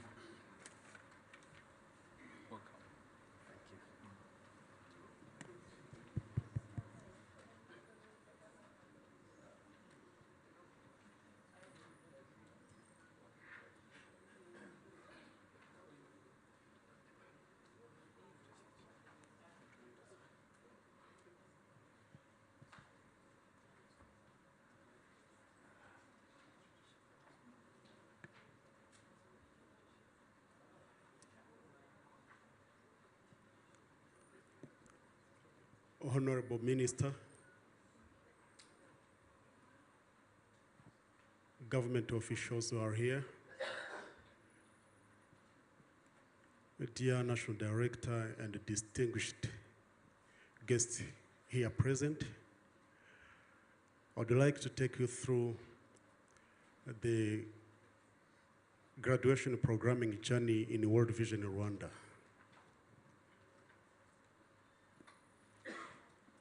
I'll be talking about the graduation approach,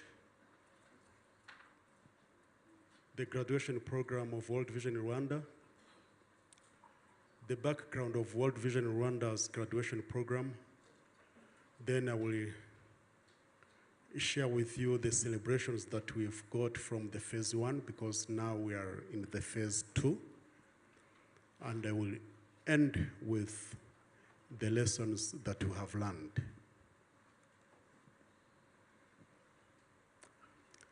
The graduation approach is globally defined as a holistic solution to identify the most destitute household and place them on an upward trajectory out of poverty.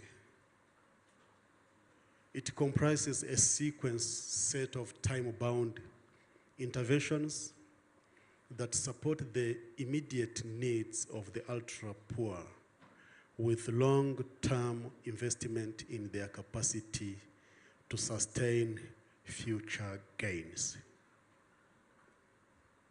Globally, the graduation approach has been identified as a key strategy in social protection as a means of equipping participants with skills, assets, ability to earn a sustainable livelihood.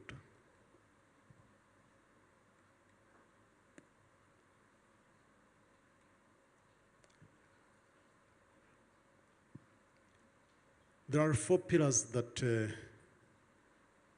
a graduation approach is built on.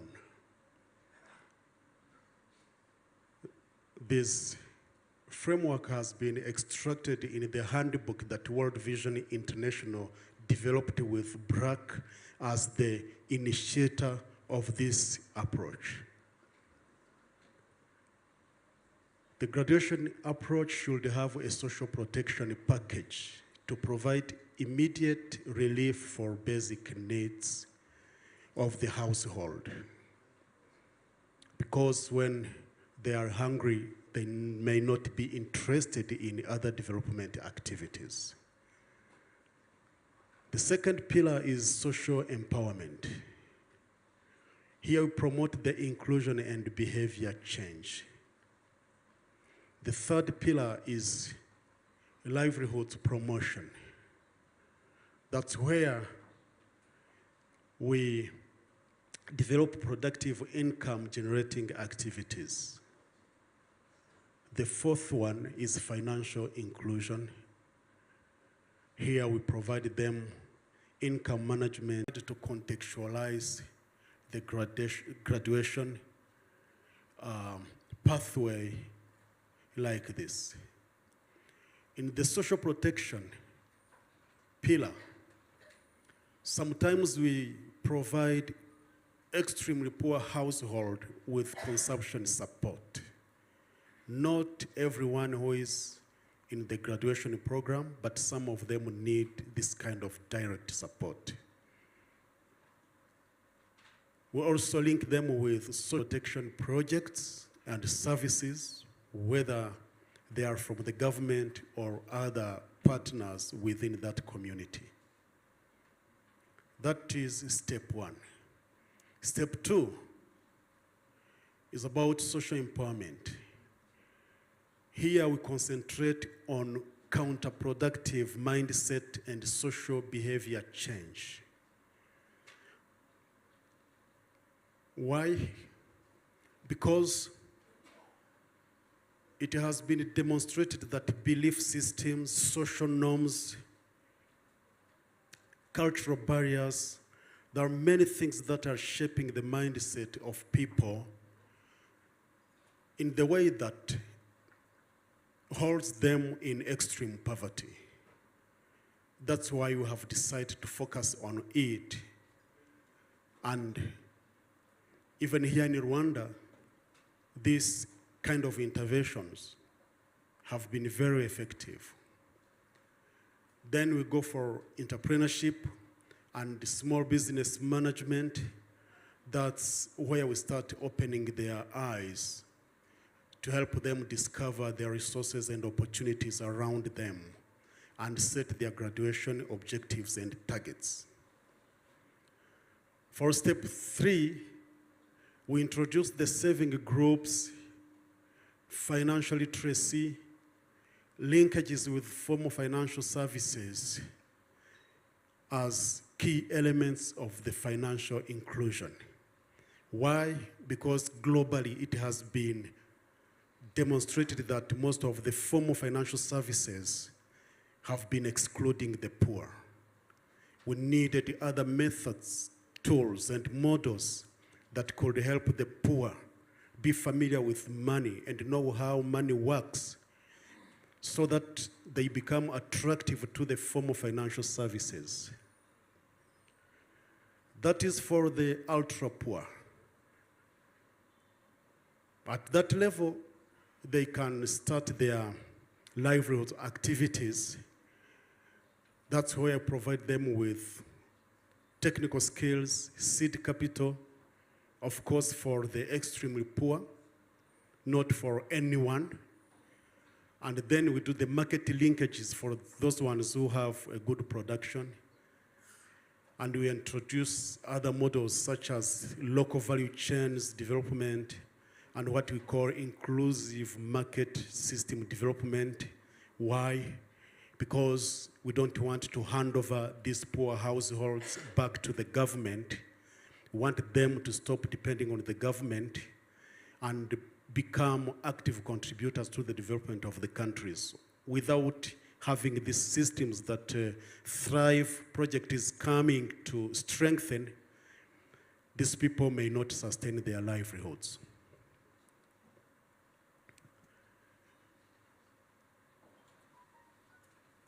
In order to achieve a sustainable graduation of the most vulnerable households, we must have a strong partnership at the community level and a high ownership of the graduation process. We make sure that we work with the local government,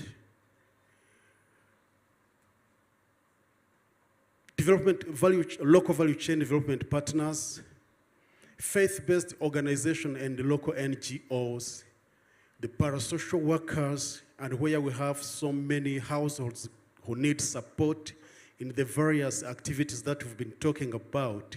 Parasocial workers can look for some other volunteers that we call UPG coaches to help care of these households. World Vision also has its graduation monitoring and evaluation system. It uses 3 applications. The first one is called Last Mile Mobile Solution. It helps us print the digital identity for every graduation participant. It also helps us to manage the in-cash productive assets transfer, and it helps us trace the attendance of participants because we have to make sure that they are attending any economic empowerment event. On the other side, you have Kobo Toolbox.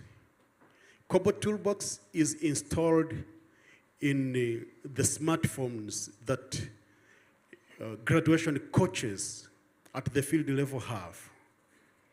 It helps us collect the data in customized surveys, to conduct the baseline and evaluations, and to do the monthly household surveys. It is synchronized with LMMS. When they collect data, they can do it offline, and when they are connected to the internet, they synchronize with LMMS, and then we can get all the data automatically on our computers. For the leaders and managers who want to track whether this community or that community or these households are doing well, we connect the 2 systems with another application called Power BI, just to visualize what is happening down there, to give the management insights and help the analytics and adaptive management take action on time.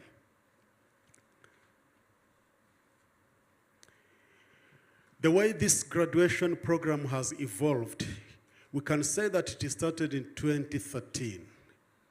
By that time, we used to have a project called Inzozi Nziza. This was funded by a group of donors from World Vision United States. And it was focusing on smallholders' income through agricultural value chains. It was implemented in Nyamagabe district. In 2015, we were lucky to have CEDA as another development partner and donor who supported us to introduce off-farm income generating activities for women and youth. not just relying on agriculture, but also looking on the other side to make sure that households can have different sources of income. That project was implemented in Rusizi and Nyamasheke until 2021. In 2018, the Inzozi Nziza project became Thrive, the project that we are going to launch today, its second phase. This was still targeting the smallholder farmers' households' income through agricultural value chains, but it was adding on other components, especially natural resource management, financial inclusion, and the local value chains development,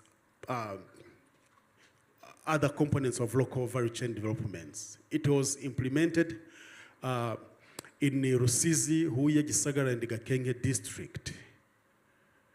In 2021, that's when we introduced the ultra poor graduation. Why? Because the previous project were not targeting the most vulnerable household. You know, to be a farmer, you need a land. But in Rwanda, there is a big portion of these people who do not have lands, yet they are still able to graduate. That's when we introduced this project, and the MOU between World Vision was signed with LODA, and the first project was implemented from 2021 until last year. We will give you a snapshot of what we've achieved together. 2024, we have decided to merge Thrive 2.0 and the UPG 2 in one program, in one graduation program, which means that we'll make sure that we start with the ultra poor household and take them to a level he or she can be introduced to the local value chains and the market systems to be an active contributor, but also more sustained. Honorable Minister, allow me to introduce you to some of our projects and the achievements that you have recorded so far. In core project phase 2, because they had 2 phases, this is the latest. We targeted 63,000 households, and we found that at the end of this project, households' monthly income increased by 178% among women and 242% among youth. For Thrive 1, they targeted 15,700 households. This project, households above extreme poverty line, increased from 39.9% to 69.8%. Here we use the PPI poverty measurement. For the UPG project that World Vision and the LODA implemented together, we targeted 50,000 households. This was an ambitious target. But the graduation results, we found that 66% have graduated from the former category 1 to category 3, not category 2. From category, they skipped category 2 in just 3 years. And the households above the extreme poverty line increased from 47.8% to 67.6%. Here we use the PPI poverty measurement. For the UPG, that has been funded by the Bureau of Population, Refugee and Migration of the United States Department of State. We targeted 3,000 households. 70% of them were refugees in the camps here in the country, 82% of them have achieved the self-reliance indicators. The last one is the UPG project funded by COICA. Sorry for the typing error. It targeted 300 households. These ones were headed by women. They are extremely poor. There were a lot of vulnerability, but still 69% of them have moved out of extreme poverty. If we look at how the graduation approach can impact households, this is one example. You can see that the baseline from the right side, those who were not poor at the baseline time were 16%. Moderate poor were 52%. Extremely poor were 32%. At the evaluation time, we compared that group with the control group, which is the current graduation cohort. We found that the control group, none of them was self-reliant. 53% of them were moderately poor, and 47% of them were extremely poor. You may ask why we somehow have people who were not poor at the baseline time. It's because these people have been supported by World Vision for over 10 years in some of these communities. We could not take a new group before we make sure that the ones that we've been supporting are completely out of poverty. It means that they were better at the baseline time because of the various interventions that they have been participating in. But you can see after 10, 12 years, 8 years that we had supported them, how they quickly moved out of poverty from 16% to 66%. And the extreme poverty fell from 52% to 30%. That is the moderate poverty, while the extreme poverty fell from 32% to 4%. The last example is about food security and nutrition. We just picked these two. If you look at where we have tall, where we have this high rates, it's about the local starch food. These are the cereals, the root and tubers, vegetables, and beans. Rwandans are almost eating the same things. And here, the red is still representing the baseline, blue is the control group, and the treatment group is in the gray color. The difference is not very big, but still, the treatment group or UPG households are still doing better there. But when we come to micronutrients, where people need to take some fruits, organ meats, eggs, fish, milk, oil, sugar, or other condiments, you will see that the gray is much, much higher than the baseline, but more higher than the control group, meaning the group that we are supporting today. Then the lessons that you have learned.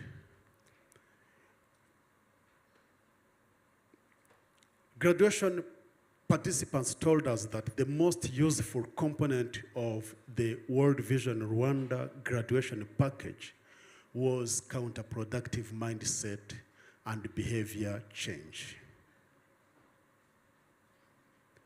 We used a model that we call Empowered Worldview.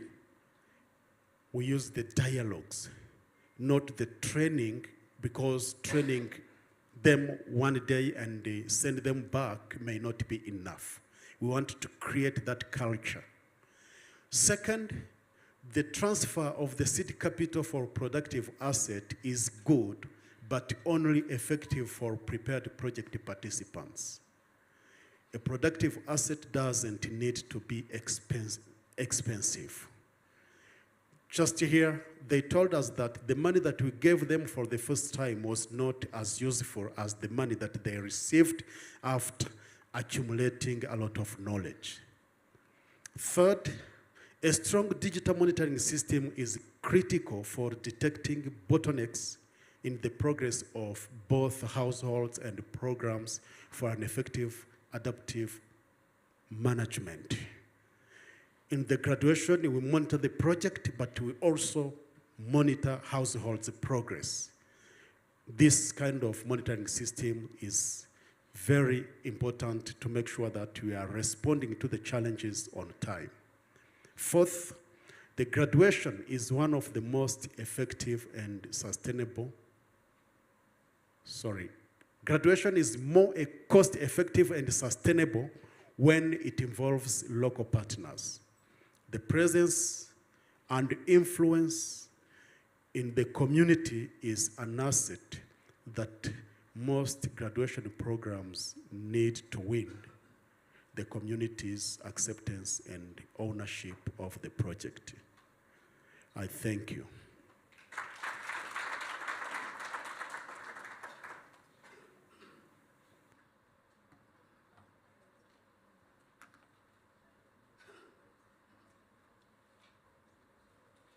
Thank you very much, Aimable, for such a beautiful presentation. Remember, we are still in the same spirit of keeping our questions and ideas on the paper.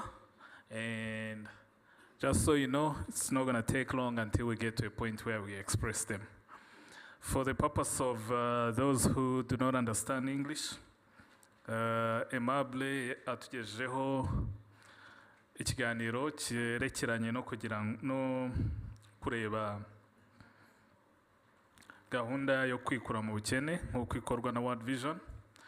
Yaduhaye intambwe eshanu zikurikizwa, aduha uburyo bwo gukurikirana no gusuzuma ko za ntambwe koko umuntu agenda ava hamwe ajya ahandi, ndetse aduha n'uburyo izi gahunda zo kwivana mu bukene zagiye zishyirwa mu bikorwa ndetse zinahinduka kuva mu 2013 kugeza uyu munsi, ndetse aduhaho n'icyegeranyo mu buryo bw'imibare mu bijyanye n'aho tumaze kugera, aho nk'urugero natanga ari uko muri gahunda yo kwigira igice cya mbere abantu bari mu bukire cyangwa batari bari mu bukene bari tutangira bari 16% birangira tugeze kuri 66%. Honorable Minister, I forgot to mention that in the room we have many representatives from the districts. We have mayors and vice mayors in the room. I also forgot to mention that we had a powerful testimony from one of the project beneficiaries called Clementine. She gave us a powerful testimony of the journey out of poverty. And she also gave us her vision for the coming 5 years. So I believe she would be one of the success stories of the NST2 come 2030. In the same spirit, I would like to call upon Safari Dieudonné to give us a presentation on the actual Thrive 2030 program. Let's give him a round of applause as he comes forward.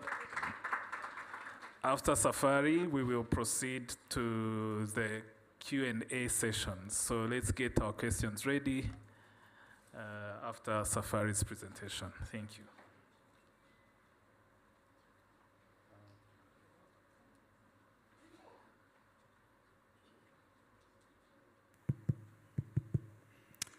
Honorable Minister,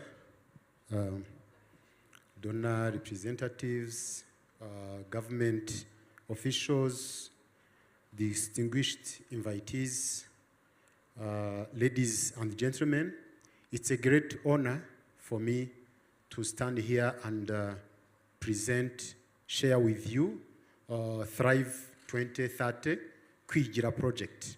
As you can see, this Thrive, it's an acronym which stands for Transforming Household Resilience in Vulnerable Environment, and it has been named after the philosophy of our President, His Excellency Paul Kagame, who every time reminds Rwanda to be self-reliant.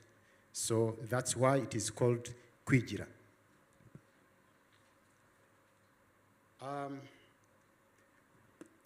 I would like to start with this slide summarizing what has been discussed so far. At level 1, we have social protection.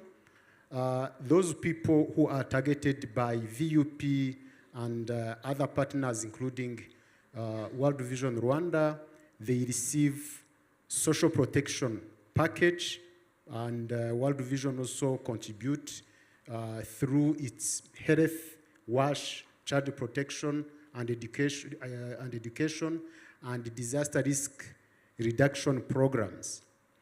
At level 2, we take them to the Atrapua graduation through using coaching and mentoring, livelihood skills development, in cash productive asset transfer, financial inclusion, and mindset and behavior change, what we call empowered worldview and celebrating families. At level 3, to promote, to ensure the sustainability of the previous interventions, in World Vision we have what we call building secure livelihood, where we have local value chain development, microfinance, linkage, and advocacy through citizen voice and action, and even gender equality and social inclusion.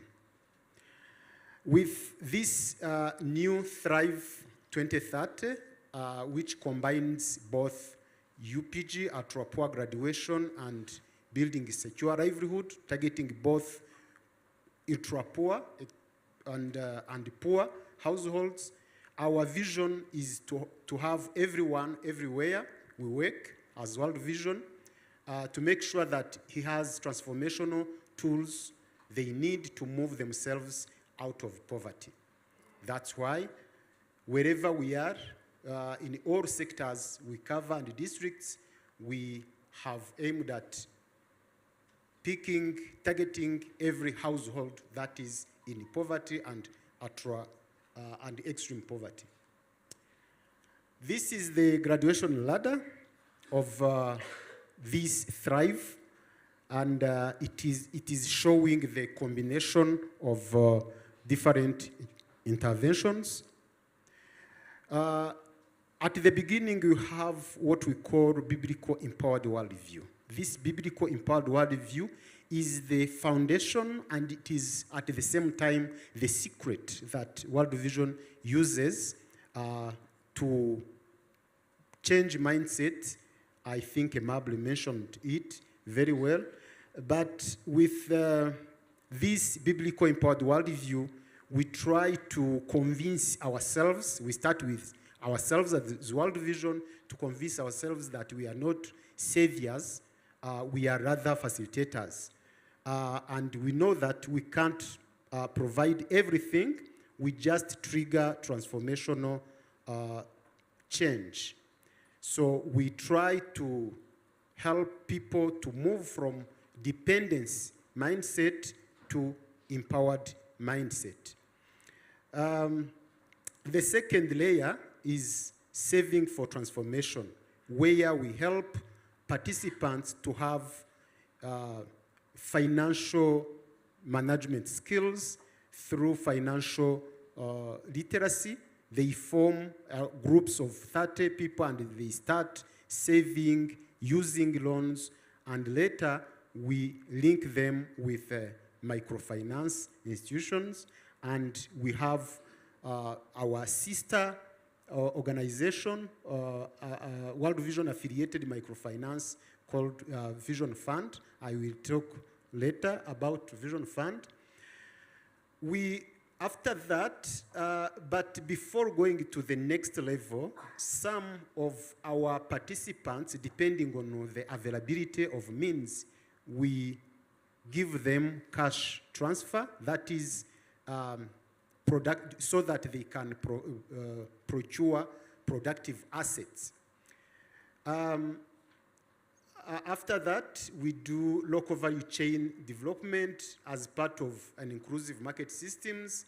Then we have a product called FAST, Finance Accelerating Saving Groups for Transformation. Then we move them out of poverty beyond $1.9 a day. This is where we work. We are in Kayonza, Gatsibo, and the Nyagatare districts. In these districts form what we call a Kagera cluster. And we are also in Gachenye, Rulindo, and the Gicumbi district.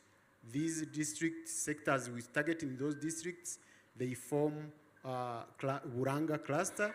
We are in Huye and the Gisagara districts under Ishema cluster. We are in Rusizi and the Nyamasheke districts under Kivu cluster. No, I think they are that is Nyungwe cluster. Kivu is in Karongi, then Nyungwe it is in Rusizi and the Nyamasheke. Sorry for the mistake. Then we are in Tunga, we are in Rutsiro and in Ngororero, which is in Tunga cluster. This is a detail of the interventions. As I was saying, Empowered World, we start with Empowered World View, and with Empowered World View, we target. Sorry for the technology.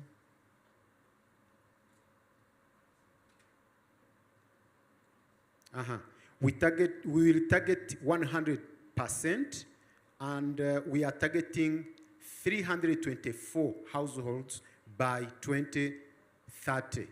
It is a project of 7 years from 2024 up to 2030. And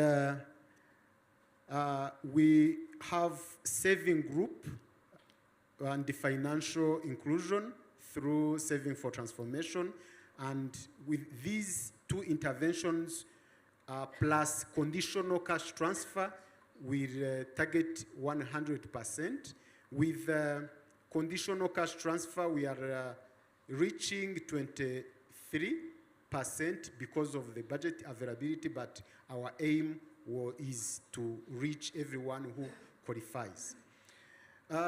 In the local value chain, after graduating, after changing mindset, after starting saving, our experience has shown that participants start investing in income-generating activities, and most of them are to buy small animals and start cultivating horticulture crops like vegetables and fruits.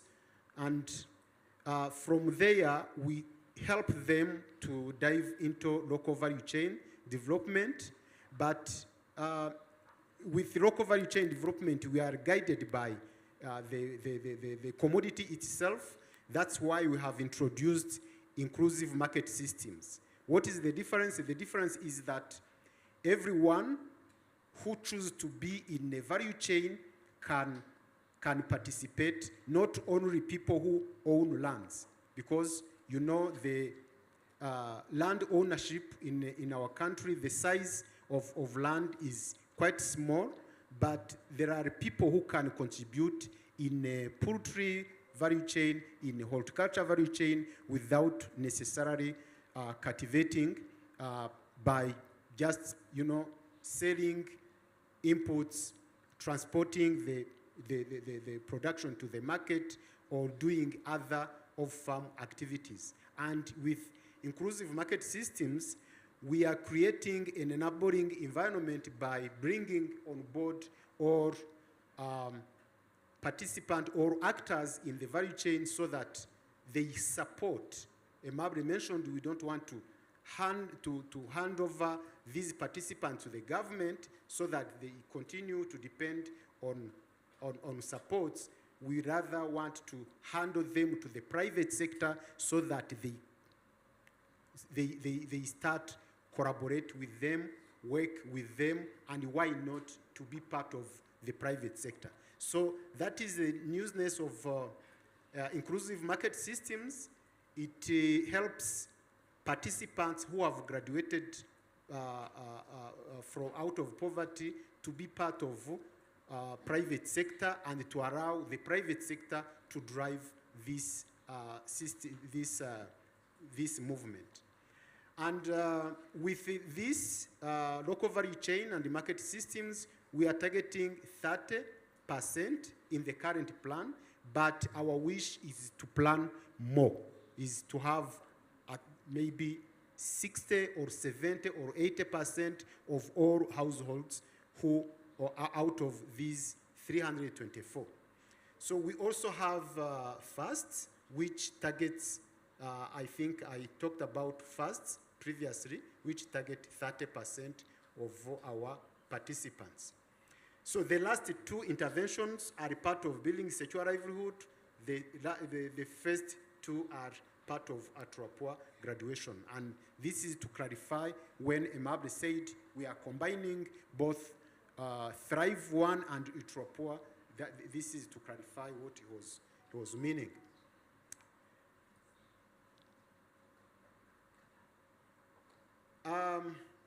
This project will not implemented alone as a silo, in a silo. It will be integrated with the climate change resilience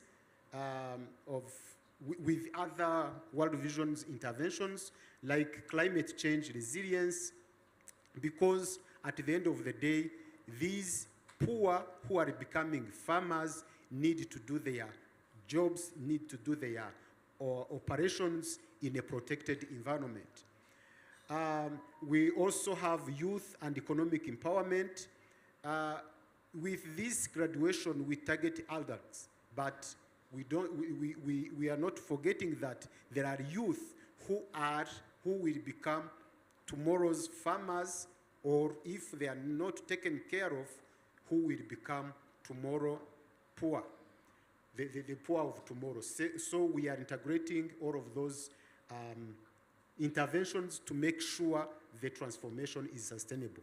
We are also integrating with health and WASH technical program and education and the child protection technical program to ensure the child well-being and life in all its fullness for the children in the household that we are targeting. Honorable Minister, I'm also honored to present how far we have gone. Last year, we have signed an MOU with the Ministry of Local Government to implement this project, and it is my privilege to present how far we have gone. Of course, the first point is the first activity has been to sign MOUs with the Ministry of Local Government. I think we have started with the MOU around data protection. I want to mention here that data protection MOU was in relation to use data from the social registry. We have also signed MOUs with our transformation field environment partners who are at sector and the AP levels, and our value chain development partners. We have so far, out of 320 households, we have registered over 149. I want also to mention that this project will be implemented in 2 phases. These households have been registered for the first phase from 2024 up to 2026, and after 2026, we will take another half up to 2030. We have trained participants on biblical empowered worldview. So far, we have trained 91,000 households and over 116 members. Households are in saving group, in saving for transformation. We have so far provided loans in a collaboration with the Vision Fund, loan of over 897,000 USD to 19,799 participants. The LVCD participants who are in LVCD are still low, 16,707 households, but we are still moving ahead and the number is still increasing. By the way, to reach this level is not easy because of other areas we have mentioned. We are very much grateful for the partnership we have had so far. As you can see, we have a number of partners led by our government,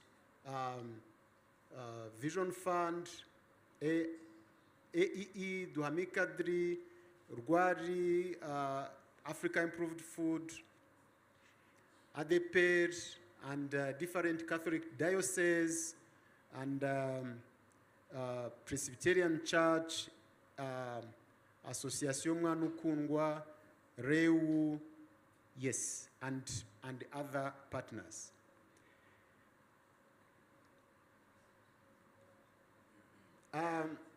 Yeah, of course, as I mentioned, the funding that the capacity that we have is not enough. We need more co-funding for more impact. We are also recommending as it has been mentioned by DG in Minalok, there is a need of harmonization of graduation approaches among partners. I think this has been mentioned. I don't need to repeat. And there is a need of synergy with other government agencies to create a favorable environment for sustainable graduation, like agriculture, financial inclusion, job creation, youth empowerment.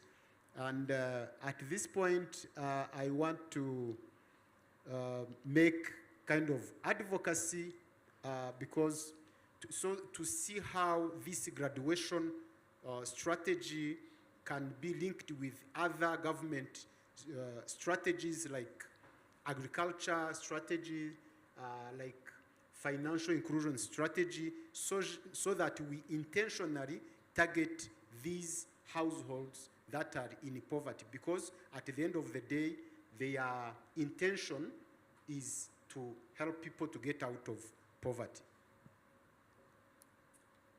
I would like also to thank you so much for your attention.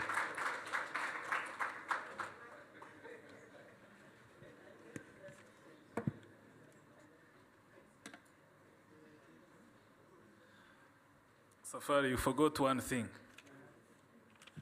To thank yourself.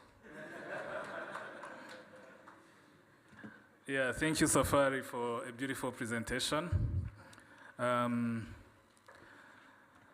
Bagenerwabikorwa bacu, Safari Dieudonné ngira ngo muramuzi, murabana umunsi ku munsi, yatugezagaho incamake y'uyu mushinga wa Thrive wo kwigira uzarangira mu 2030. rero mu ncamake mu minota 3 kugira ngo tujye kuri wa mwanya w'ibibazo, ubwo mube mubyegeza hafi. Please gather your questions. I'm going to take 3 minutes to just translate. Safari explained the fact that this project is named after our president's philosophy around Kwigira. Oh, okay.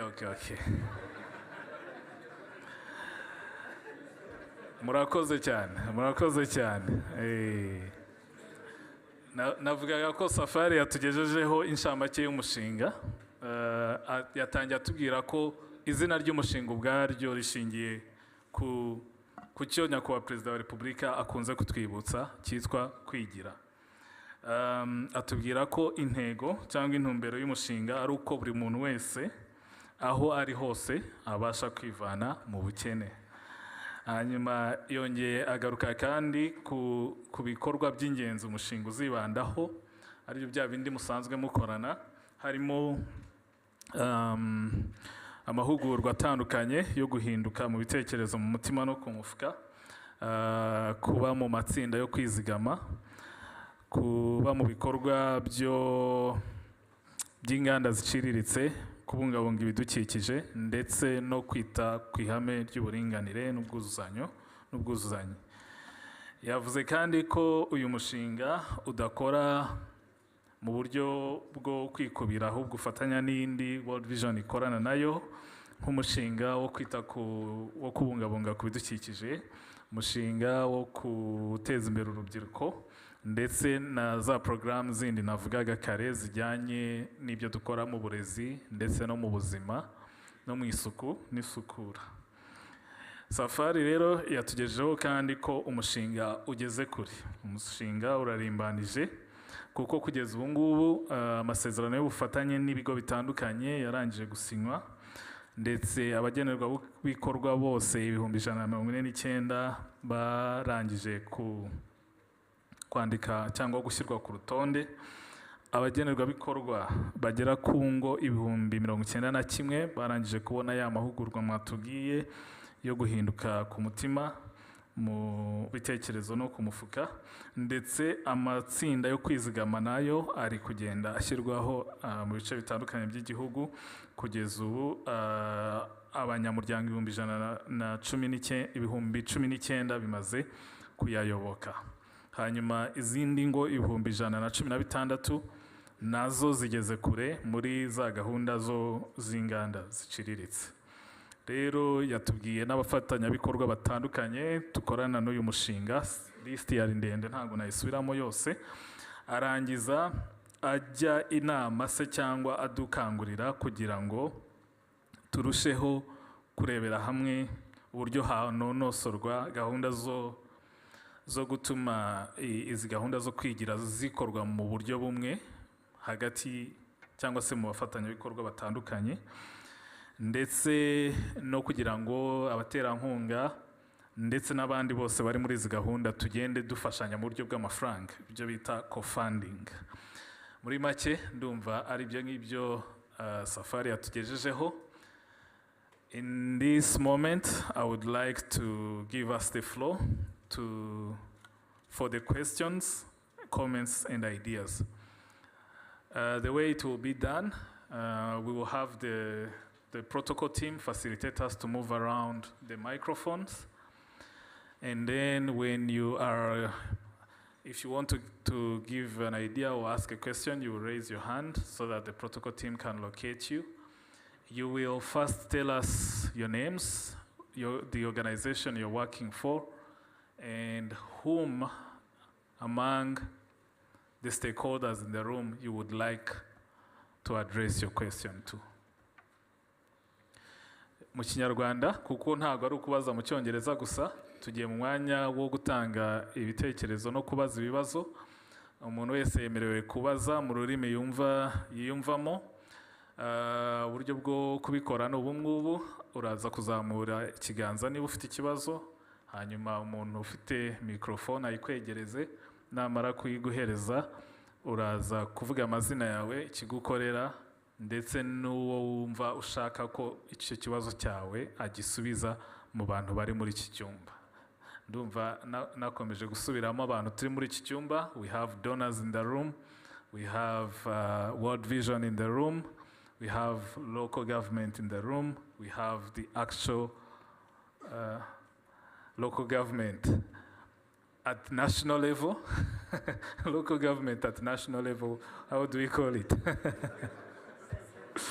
Central level local government, okay. We have partners in the room. Dufite abagenerwabikorwa in the room. We have participants in the room. Namwe bashobora kuba bazi ibibazo.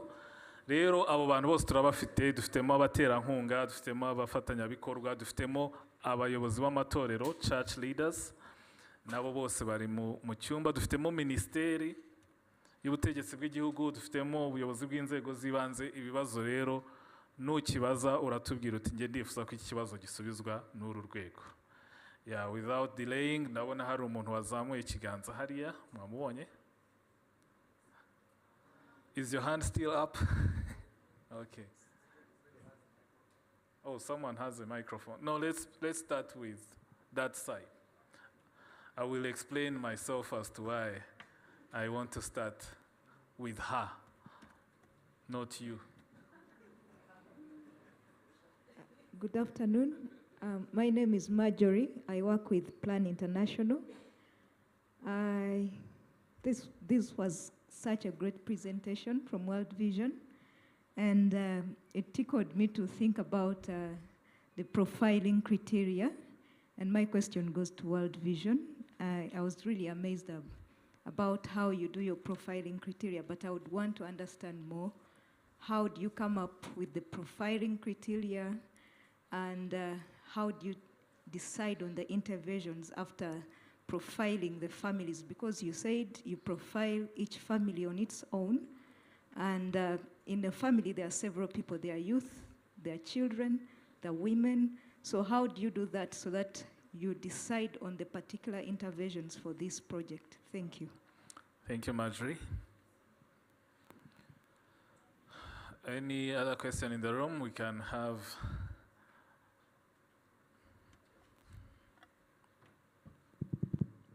Yeah, thank you, Honorable Minister. I'm Wilson. I work for AE Rwanda as Director of Programs. And thank you, World Vision, for the presentations. They are very resourceful. My question, as far as the graduation program is concerned, of course, goes to the Ministry of Local Government.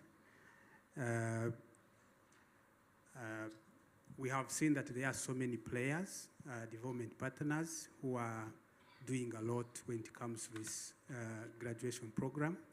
How do you assess that as the ministry leading this? Second, how can these people or these partners improve? Where do you need to see the improvement? Thank you so much. Thank you, Wilson. Any other question? Yeah, we have a colleague over there.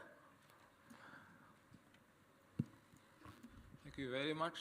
My names are Patrice Zerimana, working for Plan International Rwanda.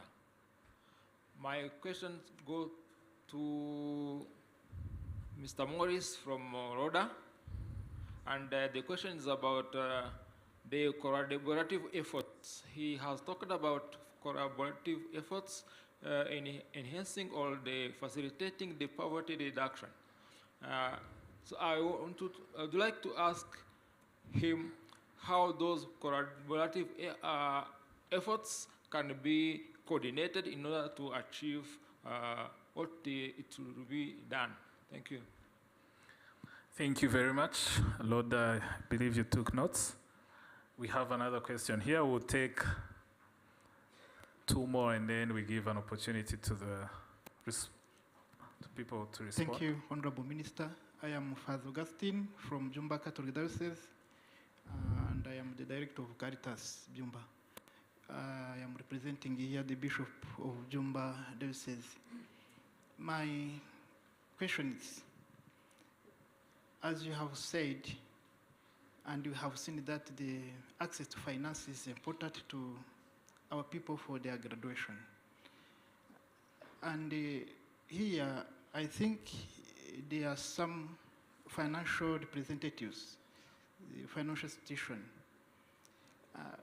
I would like to ask them, what are your approaches to support World Vision and the other institutions for the graduation for our population? Because we have said that access to money, to finance, kuchirigiti faranga, is one.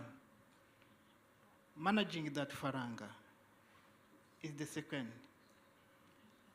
And still having that faranga, third one. And using that faranga for sustainable development, fourth one. How can we work together for the sustainable development of our population and the sustainable graduation? Because today we can do the graduation of the household, and tomorrow they come back to the situation they have been before. The financial institution, how can they help us? I think what Vision did is also a Vision Fund. What the Vision Fund is doing, and how Vision Fund is collaborating with other financial institutions in that journey of graduation. Thank you very much. Thank you. Let's have 2 more questions from the ladies at that table, then we give the opportunity to the organizations to respond.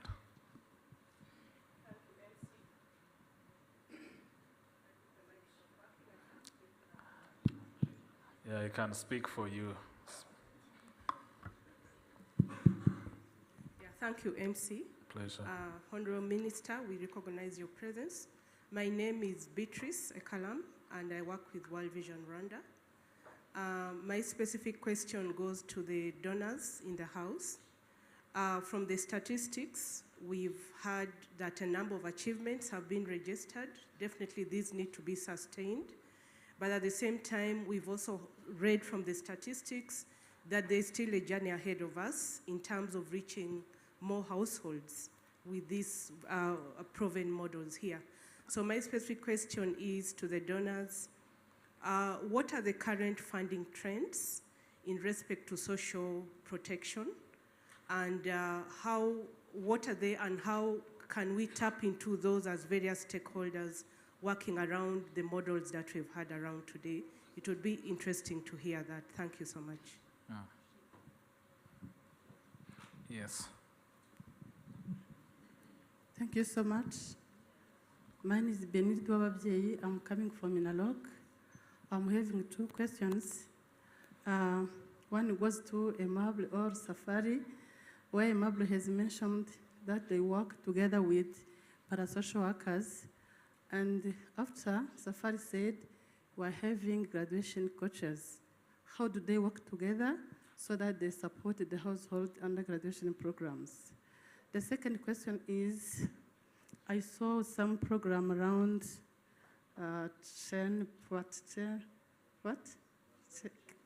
value chain, yeah, value chain. I want to know, how do you assess the market so that the productivity coming from the participant is having the market so that they are sold at a very good price, and then they are getting money for their development. Thank you. Thank you very much. Let's take the opportunity to give the floor to respondents. The first question about profiling. Yes, Aimable.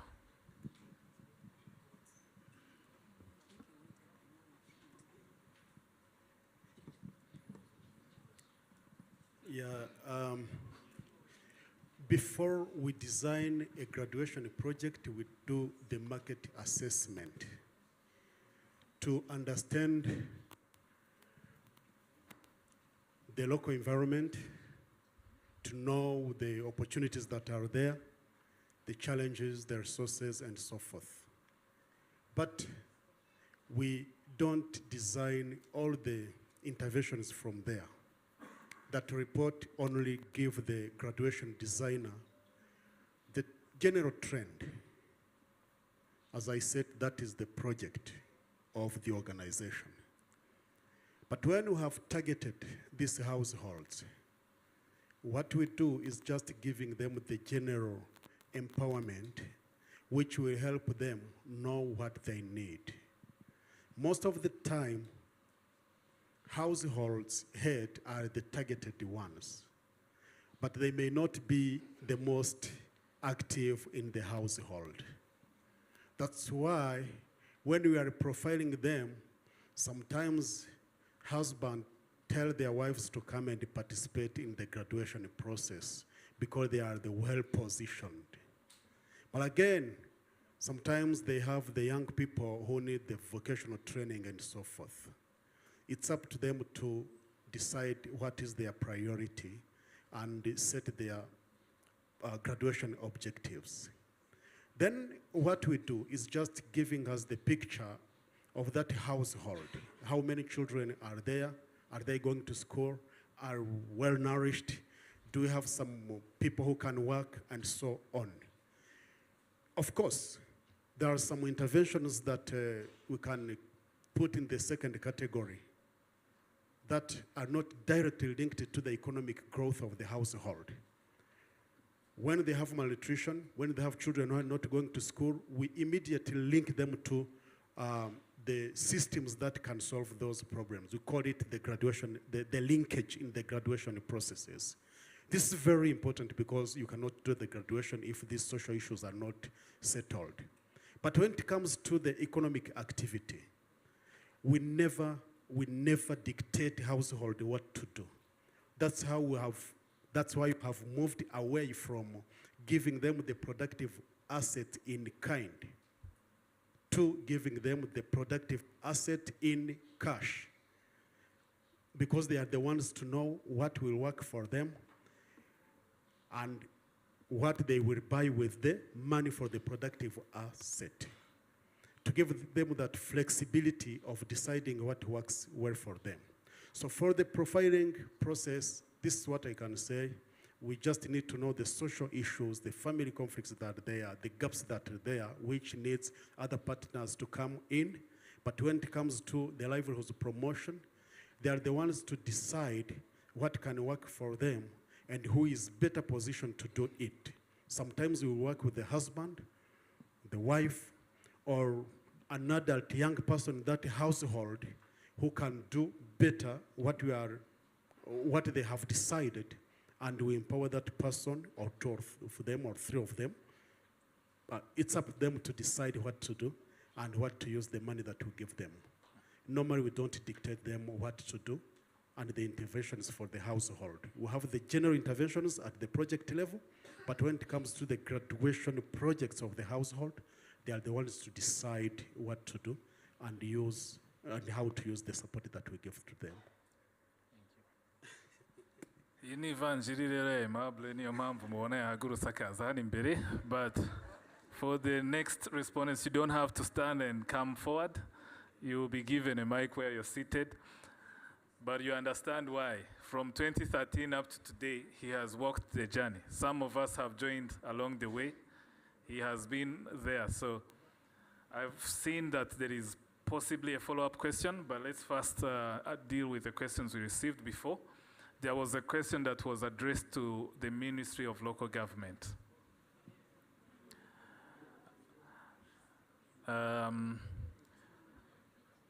Actually, it's two questions, one for the Ministry of Local Government, another one for LODA. Yeah.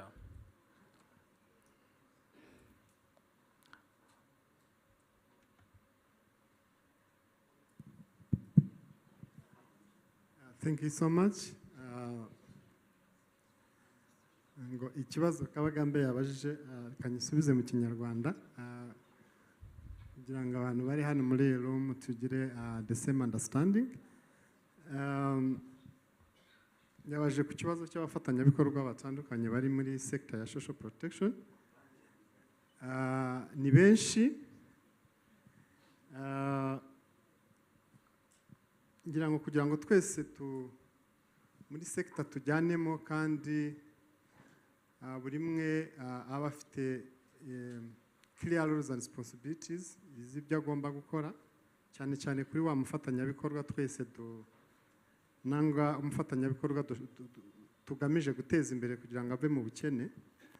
Nyuma y'uko leta y'u Rwanda twemeje graduation strategy, icyari kigamije ni ukugira ngo dukure abanyarwanda mu bukene kandi mu buryo bwihuse, ariko ari abafatanyabikorwa batandukanye duhuriye hamwe kugira ngo twihutishe gukura abaturage mu bukene. So, nyuma yaho rero nyuma yo kubona ko hari ibibazo bitandukanye aho wasangaga abafatanyabikorwa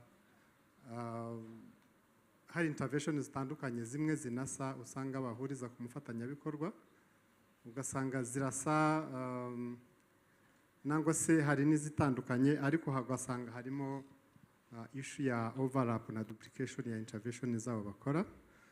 Ariko nyuma yaho we did na mapping y'abafatanyabikorwa batandukanye mu gihugu bari muri sector ya shosho kugira ngo tumenye buri mwe icyo akora. Nyuma yaho twaje gusanga dufite abafatanyabikorwa barenga 500 bari muri sector ya social protection, ariko bafite intervention zitandukanye, bakorera mu turere dutandukanye, bari muri sector zitandukanye. Nyuma yaho rero twasanze bafite intervention zitandukanye nziza cyane, bamwe bari muri graduation, abandi bari muri intervention zitandukanye. Ariko nyuma ya mapping twaje gusanga ko hari n'abo usanga nyine ya overlap navugaga ku intervention zitandukanye zisa, wenda bari ahantu hamwe, ubona ko hakeneye coordination yo kugira ngo hahandi hari overlap wenda hakosorwe kugira ngo wa mufatanyabikorwa tumuhurizeho intervention zitandukanye zishobora kumufasha kumukura mu bukene mu buryo bwihuse. Mu buryo rero nkuko Kabagamba yarayivuze, kugira ngo dukemure ikibazo cya coordination, iyo mapping ni cyari iteganyije kugira ngo tumenye who does what, akora iki, supporting iki graduation participants kugira ngo ave mu bukene. Ese nka leta twebwe turakora iki, bo barakora iki, ahari gap ni hehe, twajyanamo gute twese kugira ngo dushobore kwihutisha gukura umuturage mu bukene nk'uko twabyihaye mu gihe cy'imyaka 2. Birashoboka twese tugiriyemo icyarimwe, ariko tugize igenamigambi duhuriyeho, kuko no gusanga tugasanga iyo duplaninze ku ibintu bitandukanye niho hazana ya overlap na duplication ya interventions. Ariko ikigamije no kugira ngo duhuze planning, duplaningire hamwe, ariko tunajyanemo ni muri implementation. Twe guplaninga gusa ngo birangirira aha ngaho, we all go together in the implementation kugira ngo twese tugire umusaruro. Ya issue nagaragaje yo kuba dufite different graduation approaches nabyo ni ikibazo, kuko nta musaruro bitanga. We need to have a harmonized one twemeranyijeho yadufasha kwihutisha gukura abaturage mu bukene nk'uko tubyifuza. Ngira ngo hari aho tugeze n'abafatanyabikorwa, ngira ngo tugeze kuri step yo kumenya intervention zabo. I mean the package bahereza abafatanyabikorwa nuko dusigaye tubitana, nubwo tukibita abagenerwabikorwa, kuko iyo umuntu umugenera ikintu yumva ko ukimugenera mpaka kugeza igihe kugeza ku gihe wenda n'ubuziraherezo. Ariko iyo ari umufatanyabikorwa ni ukuvuga ngo murajyana muri rwa rugendo muri ya graduation journey. Nicyo bivuze, bifite icyo bivuze kuri mindset change ya graduation participant, kuko nawe kumva ko ari muri ya party ya journey turi kumwe, afite ibyabazwa nanjye, maybe as a government or as a partners hari ibyo tumugomba, ariko nawe hari ibyo tumugomba kugira ngo muri rwa rugendo rwo kwikura mu bukene nawe hari bimureba. So ngira ngo hano icyo nashimira nuko dufite abafatanyabikorwa benshi bari muri shosho, hari abari muri graduation, ariko as a ministry, as the government, icyo tubizeza nuko turahari kugira ngo dufatanye,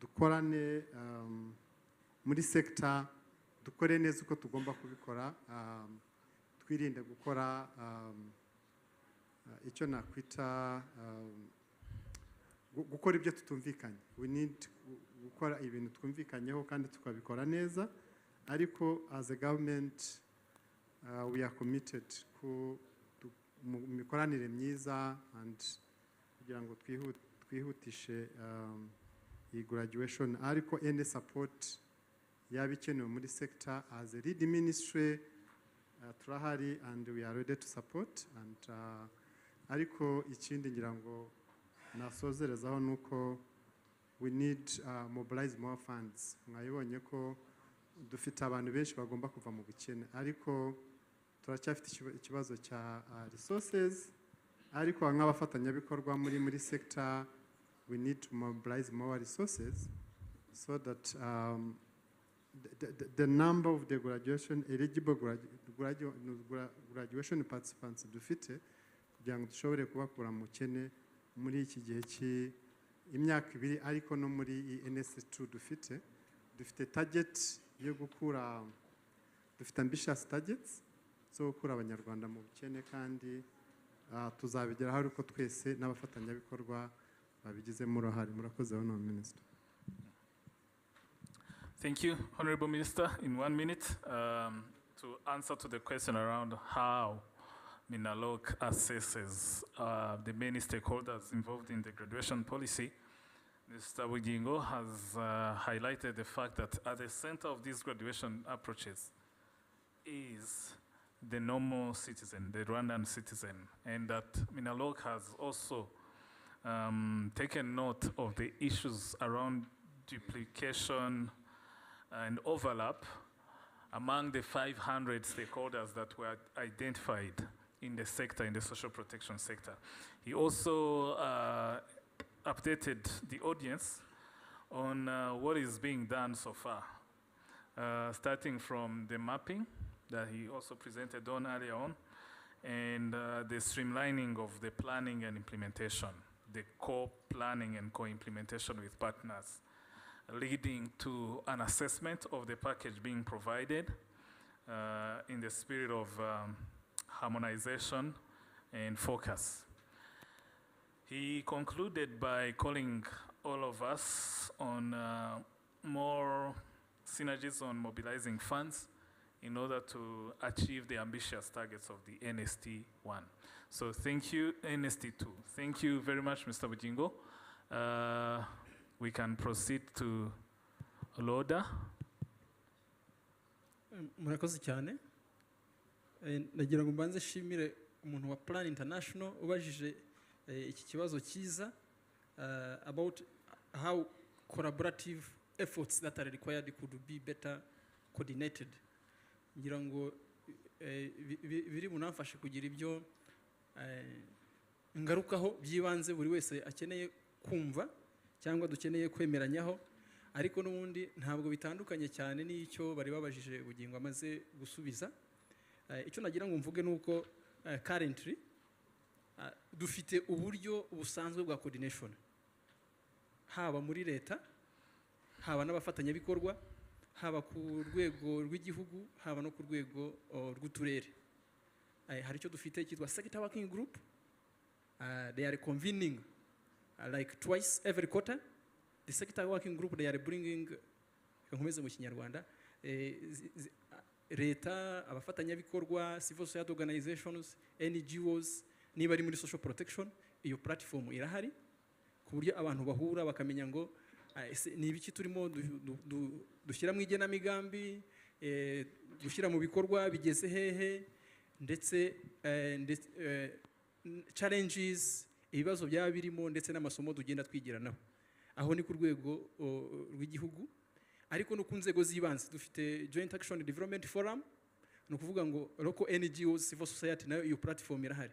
ku buryo iyo dufatanya muri iyi jani muri uru rugendo, iyo uri kuri central government level ufite aho wibona mu rwego rwa policy strategic planning, ku buryo n'iyo uri muri implementation mu rwego rw'akarere, iyo utagaragara muri joint action development forum muri za JAF, ni ukuvuga ngo icyo gihe haba habayemo icyuho.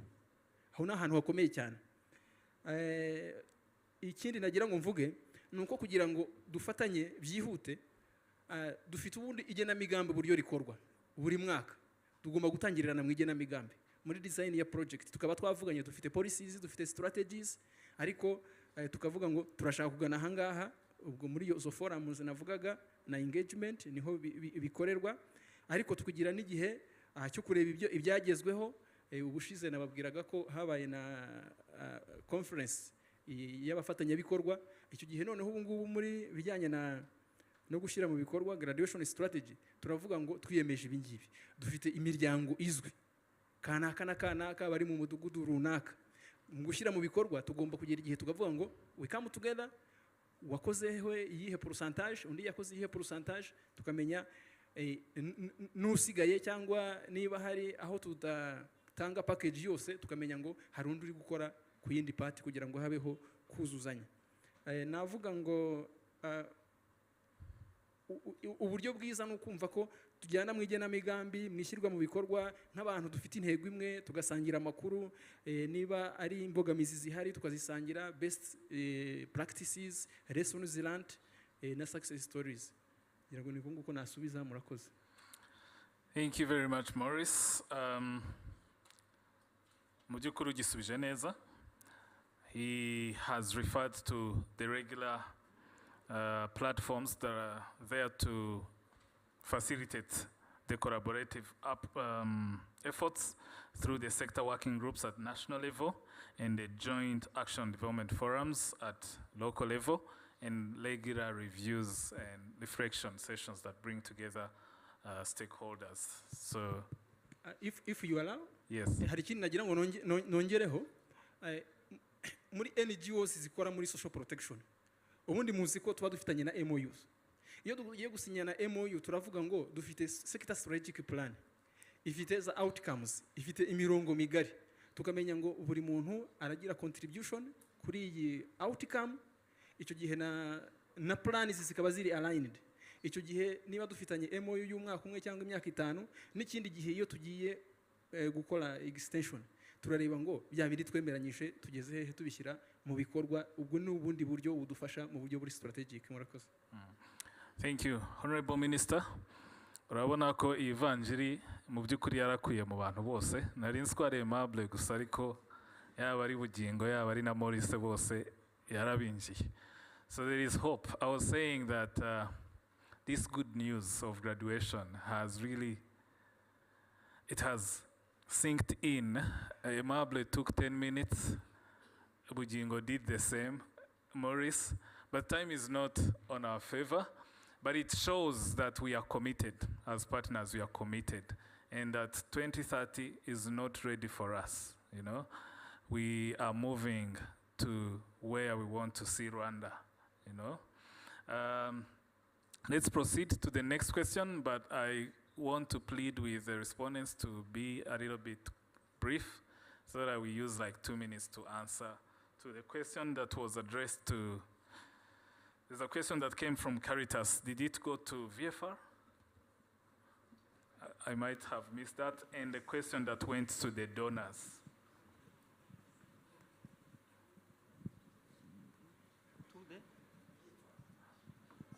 There's a question that was addressed to, yes, financial institutions. VFR is Vision Fund Rwanda, sorry. Okay, Yeah. thank you. 2 minutes. The question was on how the financial sector, especially the microfinance sector, how do we support this graduation model for World Vision? When we talk about poverty reduction, looking also at the profile of these participants, 2 things are most critical.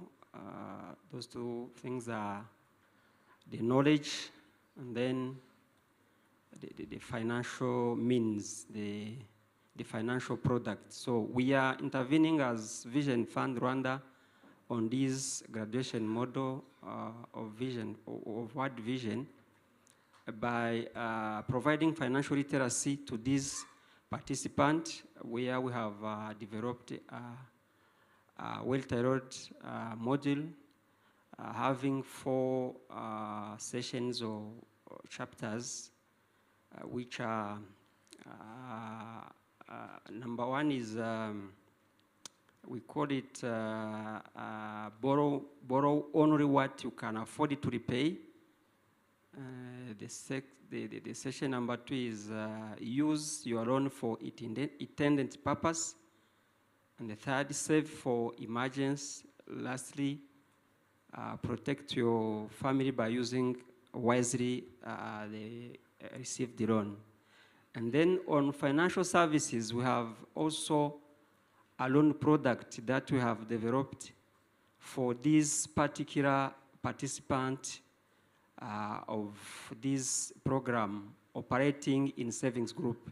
That loan product is called FAST, Finance Accelerating Savings Group for Transformation.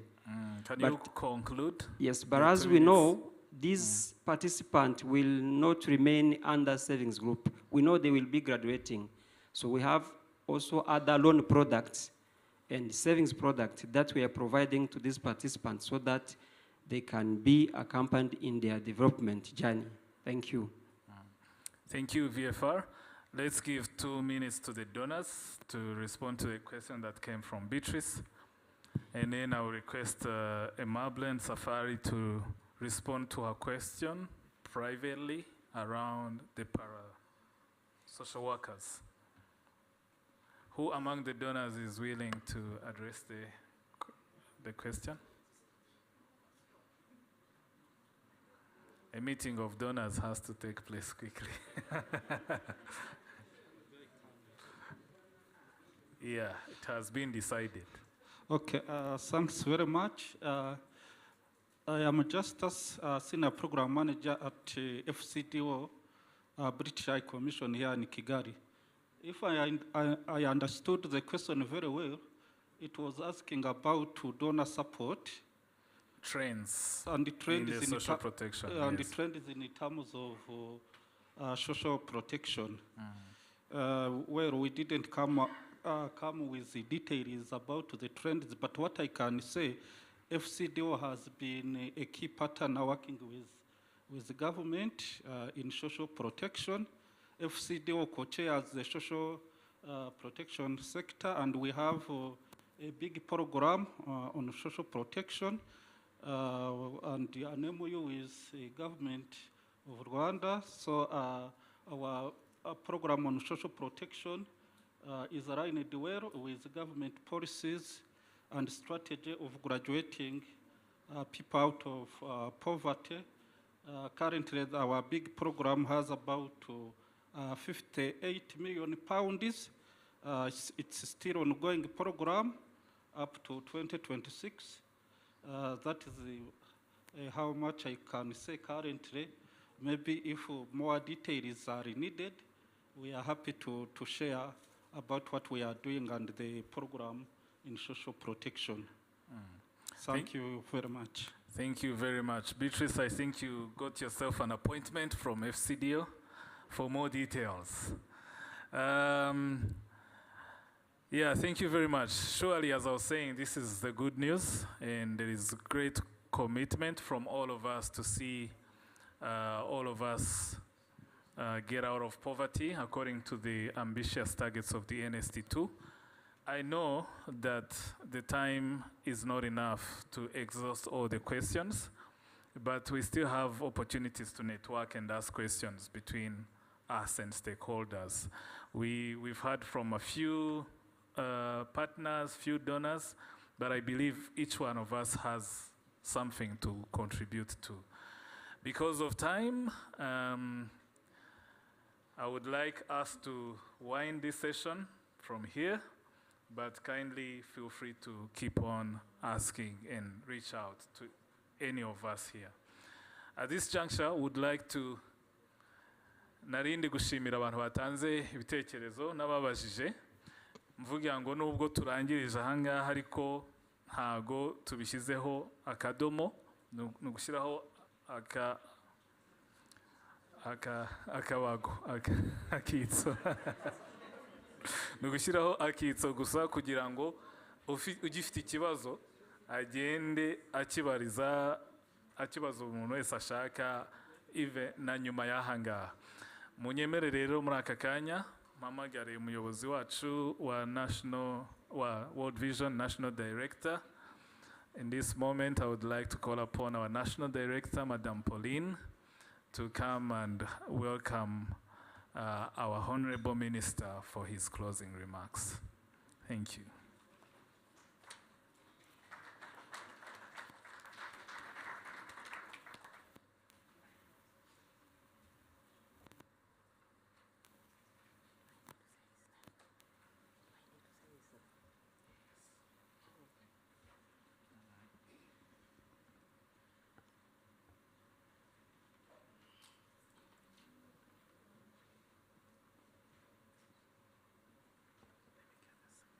Okay, it's okay.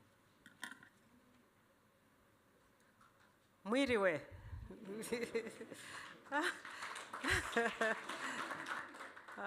It's been a lovely day, and just before I invite our honorable guests, the Minister for Local Government, let me take this opportunity to thank each and every one of you for your active participation, engagement, attention.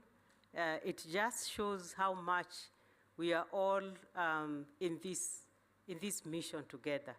Like I said earlier on, shared vision, through our partnership, we can witness impactful testimonies. So really, really appreciate all our collaboration. And today just speaks to our journey together.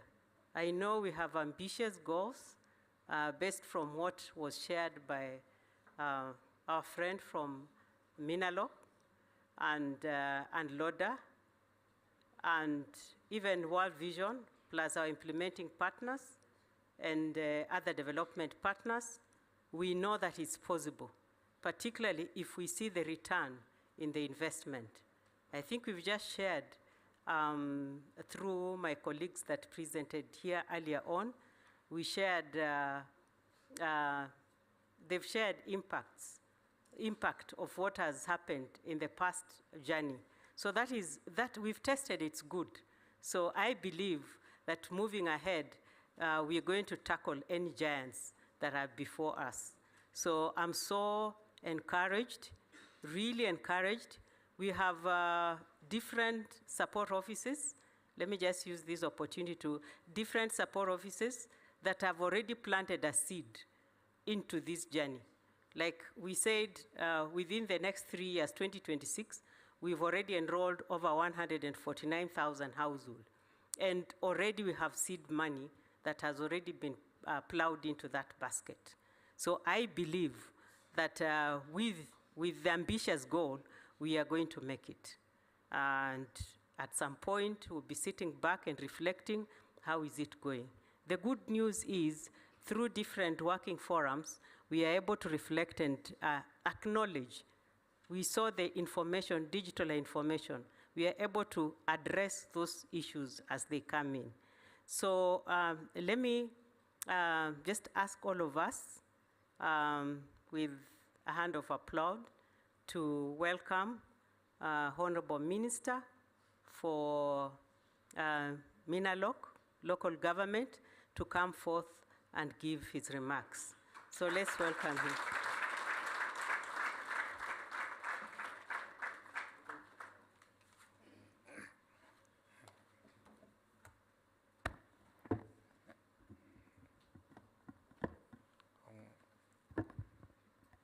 National Director of World Vision, Rwanda, Madame Pauline, development partners representative here present, representatives of different government and non-government organizations, distinguished guests, ladies and gentlemen, good afternoon. It's my pleasure to join you today at the launch of the second phase of the project Thrive 2030. The launch of the project is timely as the government of Rwanda recently adopted the National Strategy for Transformation 2, and the project objective of improving resilience and livelihoods for 324,000 smallholder farmers is well aligned with the overall objective of the graduation strategy that is already being implemented by the government of Rwanda through the Ministry of Local Government Coordination. This project objective contributes to government of Rwanda's graduation strategy, which is to enable all households with the potential to graduate out of poverty and have a sustainable livelihood that is resilient to moderate shocks.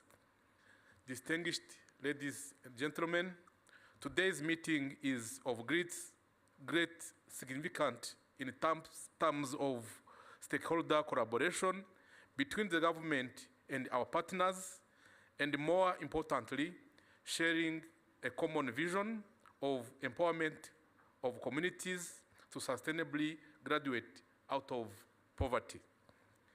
In line with NST2, we would like to put more emphasis on increasing sector-wide coordination to bring efficiency gains in what we do, including value for money.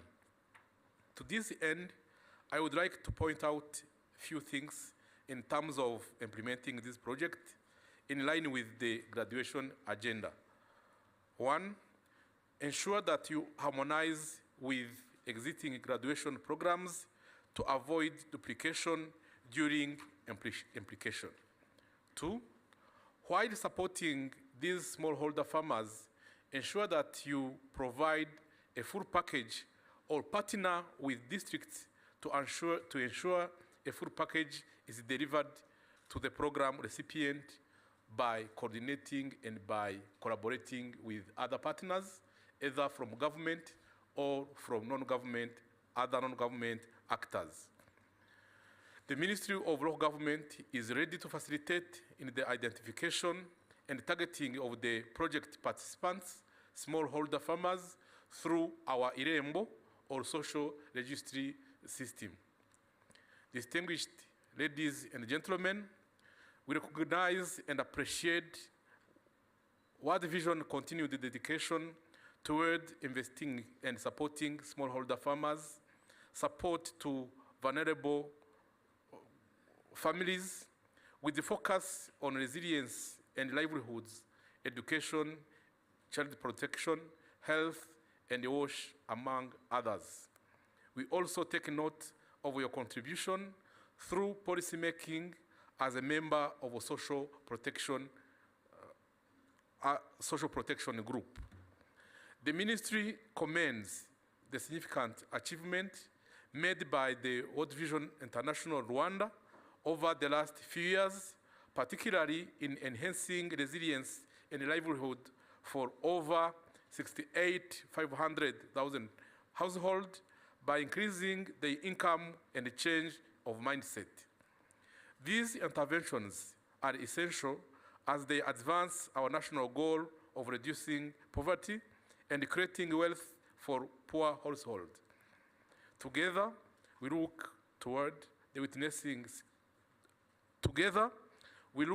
forward to witnessing significant impact and results on improving the lives of targeted over 224,000 households over the period of the project, which is aligned to NST2.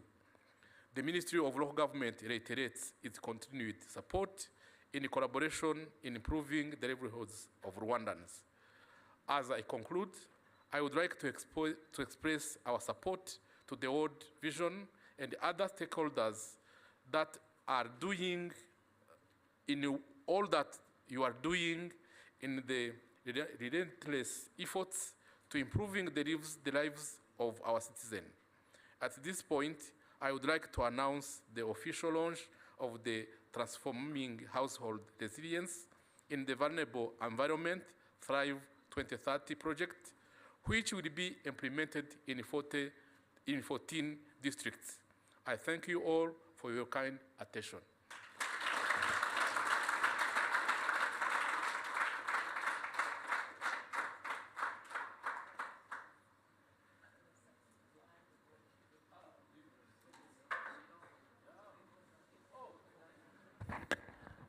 Yes.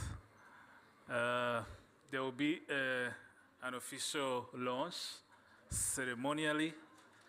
Let's give a round of applause to the Thrive 2030.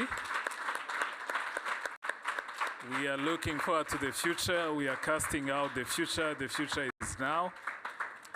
Hehe n'ubukene mu bihumbi bibiri na mirongo itatu.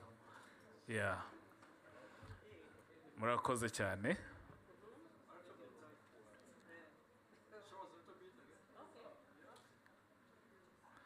Yes, mubashimira abayobozi.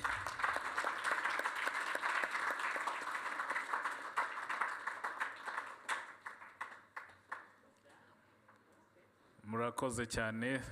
Thank you very much, Honorable Minister.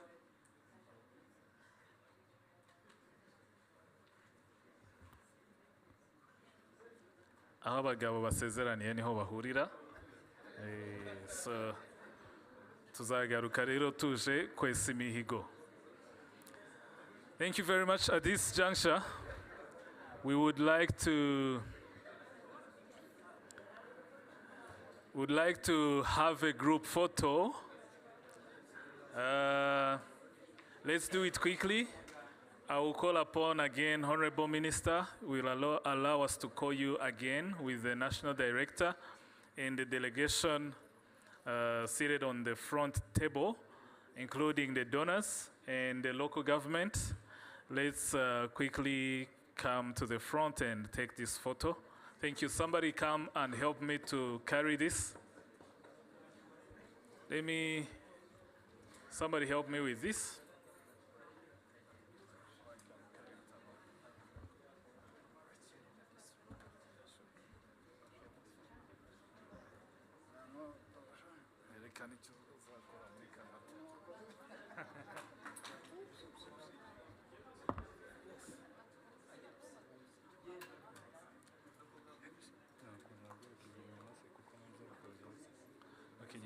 Yes, duse nk'abegera inyuma kuri backdrop ku gishusho kinini.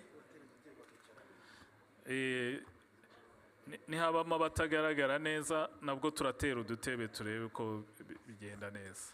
Abashinzwe iyo protocol y'ifoto mudufashe. Aba photographe namwe muduha amategeko turayakurikiza.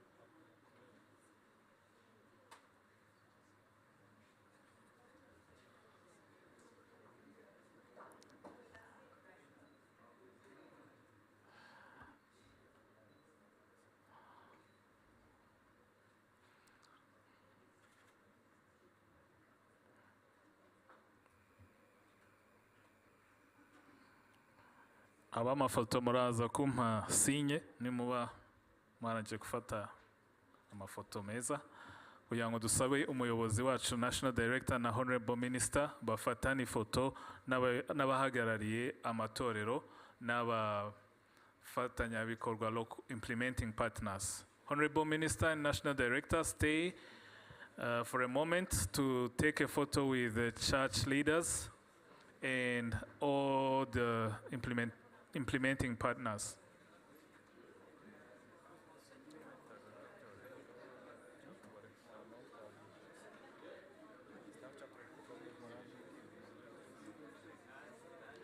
Let's also have the senior leadership for World Vision to join the photo. Senior leadership team.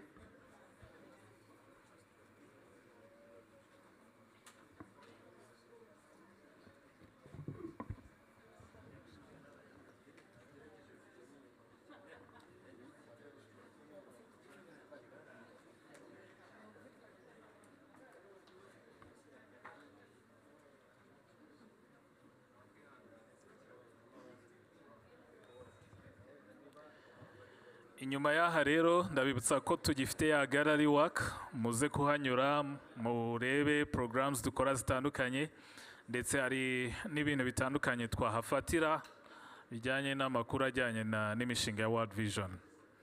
Inyuma y'aho ngaho ndaza kubasaba mu gusohoka tugire gahunda, tureke umushyitsi mukuru abanza atambuke neza, hanyuma natwe turaza gusohoka cyangwa gutambuka kuri gallery work nyuma y'uko umushyitsi mukuru yatambutse neza.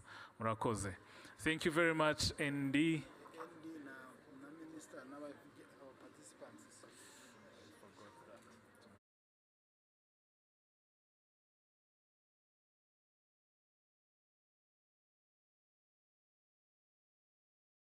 meje kwicara mu mutuzo.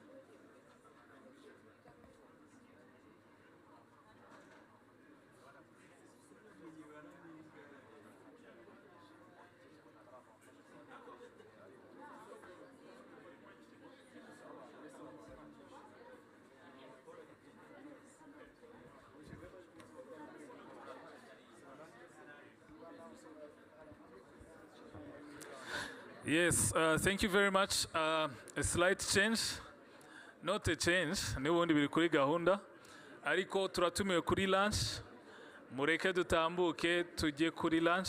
Nari nababwiye ngo tureke umuyobozi abanza atambuke, ariko nta kibazo yatwemereye ko twebwe twabanza tugatambuka tugasohoka, kugira ngo ahubwo dukorane ikiganiro nawe hano harimo umutuzo mu cyumba cy'inama. Rero mudufashe tubikore vuba. Tugiye kuri lunch, lunch irabera hasi. Restaurant iri hasi, first floor.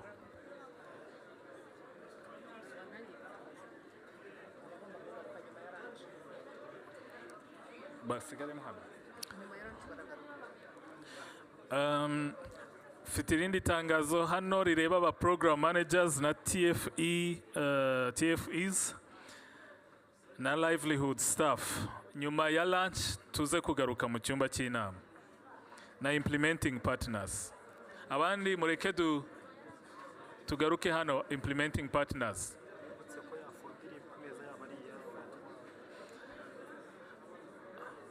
Ibyo twari dufite ku meza ni ibyacu, twabitwara, folder twazisohokana.